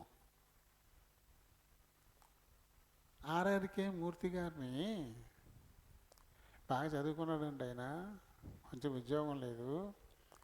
అప్పుడు బైబిల్ విరోధులు బైబిల్లో తప్పులు వెతకమని ఆయనకు ఉద్యోగం ఇచ్చారంట. ఆర్ఆర్కే మూర్తి గారు ఉన్నారు కదా, ఆయనకు ఉద్యోగం ఇచ్చారంట. ఏంటి ఆయనకు ఉద్యోగం అంటే బైబిల్ చదివి అందులో తప్పులు పట్టుకోవాలి, దానికి జీతం నెల నెల జీతం ఇస్తారు ఆయనకి. ఎన్నాళ్ళు చూసినా ఏ తప్పులు చెప్పట్లేదంట. ఆఖరికి నేను వెళ్ళేసి అడిగారంట, ఏంటి నీకు ఇచ్చిన ఉద్యోగం ఏంటి, నువ్వు చేస్తున్నదేంటి? తప్పులు అట్టుకోవడానికే కదా. ఆ ఇంగ్లీష్ వాళ్ళకి తెలుగు నేర్పడానికి కూడానంట ఆయన పెట్టుకున్నారు. అప్పుడు ఆయన చెప్పాడంట, ఎలా ఇందులో ఉండే తప్పుల్ని వెతకడానికి నేను ప్రయత్నం చేస్తూ ఉంటే నాలో ఉన్న తప్పులన్నీ చూపిస్తుంది ఈ పుస్తకం. ఇంక దీనిలో నుంచి నేను ఎక్కడ తప్పులు చూపించను అన్నాడు ఆయన. అని ఆ తర్వాత ఒక గొప్ప దైవజనుడిగా కూడా మారిపోయాడు. బైబిల్లో తప్పులు వెతకడానికి ప్రయత్నం చేసినోడు ఇదే సత్యమని చెప్పడానికి ఆయన సమర్పించేసుకున్నాడు. బ్రాహ్మణుడు. అలాగే ఎప్పటికో వీళ్ళు మారుతారు, డబ్బులు ఇచ్చి పెట్టుకున్నారండి. క్రైస్తవ్యాన్ని చెడగొట్టడం కోసం క్రీస్తు వ్యతిరేకులు ఇలాంటి వాళ్ళందరినీ లేపుతున్నారు. ఆడవాళ్ళు మగవాళ్ళు కూడా తిరుగుతున్నారు. ఆ బజార్లోకి వెళ్తే, సెంటర్లోకి వెళ్తే అక్కడికి ఉట్టుకడన నుంచున్నప్పుడు మన వేషం చూసి, ఏమా మీ దేవుణ్ణి నమ్ముకున్నారా అని అడిగి మరీ మాట కలిపి, ఎక్కడికి వెళ్తారు, ఏం చేస్తున్నారు మీరు, మీ సహవాసం ఏంటి అని అడిగి అక్కడ చెప్తున్నారంటే ఈ దుర్బోధ. అందుకని ఇక్కడ వ్యర్థమైన మాటల వలన ఎవడును మిమ్మును మోసపరచనీయకుడి. ఇలాంటి వ్యర్థమైనవన్నీ మనం చెప్తూ ఉంటారు. అటువంటి వాటిని మంచిగా దైవజనులాగానే వేషం వేసుకొస్తారు, ఒక సేవకురాలాగానే వేషం వేసుకొస్తారు. ప్రభు పేరట వచ్చారు కదా, ఆయనకు వచ్చిన వాళ్ళకి ఆయన అన్నీళ్ళు ఇమ్మన్నాడు కదా ప్రభువే అని చెప్పేసి కొలిసిపెట్టి పీట వేసి వాళ్ళకి అన్నీ ఇచ్చేయాలని చెప్పి వినకూడదు. ఉల్లిపాయలు కోసుకోవడానికి పనికి వస్తుంది కదా అని కత్తి పక్కలకు పెట్టుకుంటామేంటి? పండు కోసుకు తినడానికి ఇదే ఉపయోగపడుతుంది కదా అని పక్కలో పెట్టి పడుకుంటే అది ఎక్కడ ఉండాలో అక్కడే ఉండాలి, ఎక్కడి దాకా రాకూడదు. ఇలాంటి వాళ్ళందరూ వాళ్ళు తయారవుతున్నారు, హత్తుల్లా తయారవుతున్నారు, హాని చేయడానికి తయారవుతున్నారు. అటువంటి వాళ్ళని దైవజనులుగా గుర్తించి వాళ్ళని కూర్చోబెట్టి పీటేసి కూల్ డ్రింక్స్లు ఇచ్చి టీపుల్ని ఇచ్చి వాళ్ళ ముందు కూర్చొని వాళ్ళు చెప్పేది వినడం మొదలెట్టామో మోసపోయినట్టే. మన విశ్వాస జీవితాన్ని పోగొట్టుకుంటాం. ఇంటికి వెళ్ళిన తర్వాత చదవండి, అది ఆ వాట్సాప్లో పెట్టాను, గ్రూప్లో ఉంది అది కదా, చదవండి. ఇలాంటి వాటి వల్ల ఎవరు మనల్ని మోసపరచకుండా జాగ్రత్తగా మనం చూసుకోవాలంట. ఇలాంటి పనికిమాలిన పనులు పైనున్నాయి, అలాంటి పనికిమాలిన పనులు 4వ వచనం చెప్పాడు. కృతజ్ఞతావచనమే మీరు ఉచ్చరింపవలెను కానీ మీరు బూతులైనను పోకిరి మాటలైనను సరసోక్తులైనను ఉచ్చరింపకూడదు, ఇవి మీకు తగవు. ఇప్పుడు ఇలాంటి క్రియలు ఎవరు చేస్తారో అలాంటి వారి మీదకి దేవుని ఉగ్రత, అంటే దేవుని మాటకు విధేయత చూపించకుండా అవిధేయులుగా ఎవరు నడుస్తారో అలాంటి వారి మీదకి వస్తుంది. కాబట్టి అలాంటి వారు బైబిల్కి విరుద్ధంగా, బైబిల్కి విధేయత చూపించకుండా తమ ఇష్టానికి ఏదో చెప్తున్నారు. అలాంటి వారి మాటలు మీరు వినొద్దు, వారి మీదికి ఉగ్రత వస్తుంది. కనుక మీరు అట్టి వారితో పాలివారై ఉండొద్దు. అలాంటి వారితో ఏమాత్రం కూడా భాగం పంచుకోకూడదు. అది దేవుని వాక్యమే అవ్వచ్చు, వాళ్ళు చెప్తున్నది దేవుని వాక్యమే చెప్తున్నారు కదా అని మనం అనుకోవచ్చు. కానీ ఇందులో చాలామంది మోసపోవచ్చు. అసలు పక్కనే క్రైస్తవ్యానికి చాలామంది విరోధులు తయారవుతుంటే క్రైస్తవ్యంలోనే మళ్ళీ విరోధులు. క్రైస్తవ్యాన్ని క్రైస్తవులే నాశనం చేయాలి, ఎవరు నాశనం చేయలేరు. ఎందుకంటే యేసుబాబుని చంపిన కాడి నుంచి కూడా బైబిల్ని నాశనం చేయడానికి, బైబిల్ని తగలబెట్టడానికి చాలామంది ప్రయత్నాలు చేస్తూనే ఉన్నారు. ఏమైనా ఆగిపోయింది బైబిల్? చైనా చాలా తీవ్రంగా వ్యతిరేకించింది. Communist country China. బైబిల్ ఎవరి ఇంట్లో ఉంటే వాళ్ళని చంపేసేవారు ఏకంగా. నువ్వు బతకాలి అంటే ఆ బైబిల్ రోడ్డు మీద పడేసి దాని మీద పూసి దాన్ని తొక్కుకుంటూ వెళ్ళు, లేకపోతే నేను చంపేస్తాను. అంత దారుణంగా చేశారు చైనాలో. కానీ ఇప్పుడు ప్రపంచంలో అత్యధికంగా బైబిల్ చైనాలోనే ముద్రింపబడుతున్నాయి. ఎక్కడైతే బైబిల్లా చేశారో అదే దేశంలో ప్రతి సంవత్సరం కూడా కోట్లాది బైబిళ్ళు అక్కడే ముద్రింపబడుతున్నాయి. కాబట్టి ఎవరు క్రైస్తవ్యాన్ని నాశనం చేయలేరు. ఎవరంటే క్రైస్తవులే నాశనం చేసుకోవాలి, తమను తామే నాశనం చేసుకోవాలి తప్ప బయట వాళ్ళు ఎంతగా ప్రయత్నం చేసినా బైబిల్ ప్రకటిస్తున్న వారిని కత్తులతో నరికినా, ఉరి తీసిన, అలాగే చర్మాల్లో చుట్టి పడేసిన, నూనెలు వేయించిన, పద్మాసు ద్వీపానికి వెళ్ళిన యోహాను మీద సలసల కాగి నూనె పోసారంట. ఆయన ఏం చేయలేదంటది. మనం ఏం చంపలేము, తను తాము తనే చావాలి. కాబట్టి ఫుడ్ దొరకని గొడ్డుమూత ద్వీపం పద్మాస్, అక్కడ వదిలేయండి అని అక్కడ పంపించి వదిలేశారు. ఆ చుట్టూ మనుషులు తినేసి ఉంటాయంట అన్నీ, పెద్ద చేపలు, పళ్ళతోటి చేపలు, ముసళ్ళు. వాళ్ళు ఈదుకుని అవతలకు వద్దామని నీటిలో దిగితే అవి తినేస్తాయంట. ఇంకా అక్కడ తినడానికి ఏమీ దొరకవు, తినలేకైనా చచ్చిపోతారు. ఆ రకంగా తీసుకెళ్ళారు. అలాంటి పనులు చేసిన బైబిల్ చెప్పడం మానేశారా? ప్రభు మాటలు చెప్పడం మానేశారా? కానీ క్రైస్తవ్యానికి క్రైస్తవులే శత్రువులు అయిపోతున్నారు. అందులో నుంచి పనికి మళ్ళీ తెగలు పుట్టుకొచ్చి ఇది ఒక ఎత్తు కూడా. వీళ్ళు మనం నాశనం చేయలేం. వీరిలో నుంచి కొంత డబ్బు ఇచ్చి కొంతమందిని విడదీసి విరుద్ధమైన బోధలు చేయించి తమ నాశనం తామే. బాలాకి ఏం చేశాడు? ఇజ్రాయేలీని మనం జయించలేం, వీరిని మనం జయించలేం, వీరిని శపించాలి అని బిలాముని తీసుకెళ్ళాడు. శపించగలిగాడా? లేదు. వాళ్ళకి వాళ్ళే నాశనం అవ్వాలి తప్ప దేవుడు ఒకసారి ఆశీర్వదించాక వారిని ఎవరు శపించలేరు అని చెప్పి మిద్యానీ స్త్రీలతో ఇశ్రాయేలీయులు పాపం చేసేలా చేసి దేవుని కోపం వారి మీద రగులుకొనేలా చేసి కొంతమంది చచ్చిపోవడానికి కారకులయ్యారు. అంతే తప్ప బిలాము శపించలేకపోయాడు, బాలాకు వారిని ఏం చేయలేకపోయాడు. తమ నాశనం తమే తీసుకోవాలా, వారికి వారే. ఇప్పుడైనా క్రైస్తవ్యాన్ని క్రైస్తవులే నాశనం చేసుకోవాలి తప్ప అన్యులు ఎవ్వరూ చేయలేరు. అందుకని క్రైస్తవ విరోధులు ఎవరైనా ఇటువంటి వాళ్ళకి డబ్బులు ఇచ్చి తెగలను ఏర్పాటు చేసి జీతానికి చాలా ఏమొస్తుంది? ఆంగ్లీయుల్ని పట్టుకుని యేసు దేవుడు కాదు, ఆయన ప్రవక్త మాత్రమే, యెహోవాయే దేవుడు. ఆయన మన కోసం చచ్చిపోలేదు, చచ్చిపోయాడంతే. ఆయన సశరీరుడిగా తిరిగి లెగలేదు, పునరుద్ధరణ కాలేదు, ఆయన ఆత్మ లేచింది అంతే. మరి పట్టుకుని చూసిన తోమ గాయాలు ఎలిపెట్టినాడు, జనాలు ఇలా అంటారని అలా చేశాడు దేవుడు. అనేకులు ఇలా అనుమానిస్తారని ముందుగానే తోమా చేత అనుమానింపజేసి నివృత్తి చేసేసాడు. ఈ రకంగా తప్పుడు బోధలు వస్తున్నాయి మన దగ్గరికి. కాబట్టి మనం పట్టుకున్న దాన్ని విడిచిపెట్టకూడదు. ఎవరు మనల్ని మోసం చేయకూడదు, ఎవరు మనల్ని దోచుకోకూడదు. దేవుని వాక్యానుసారంగా నడుచుకోవడానికి మనం చాలా జాగ్రత్త పడాలా అంట కదా.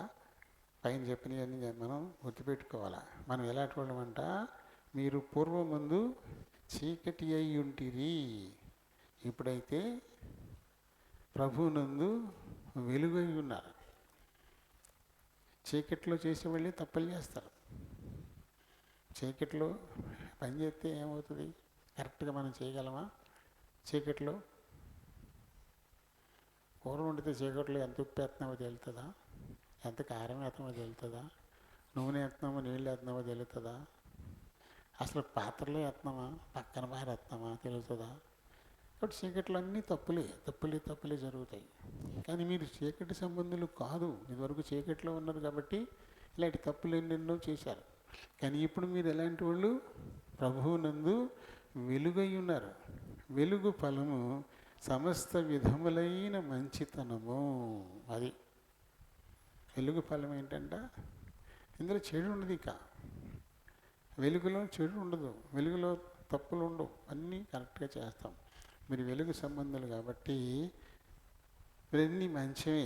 నీతి, మంచితనము, సమస్త చూడేమన్నా వెలుగు ఫలం ఏంటంటే సమస్త విధములైన మంచితనము, నీతి, సత్యమును వాటిలో కనబడుచున్నది. కనుక ప్రభువుకి ఏది ప్రీతికరమైనదో దానిని పరీక్షించుచు వెలుగు సంబంధుల వలె నడుచుకోండి. ఆయన బలలో పాలు పంపులు పొందడానికి సిద్ధపడేవారు చీకటి సంబంధులు కాకూడదు, వెలుగు సంబంధులు కావాలా.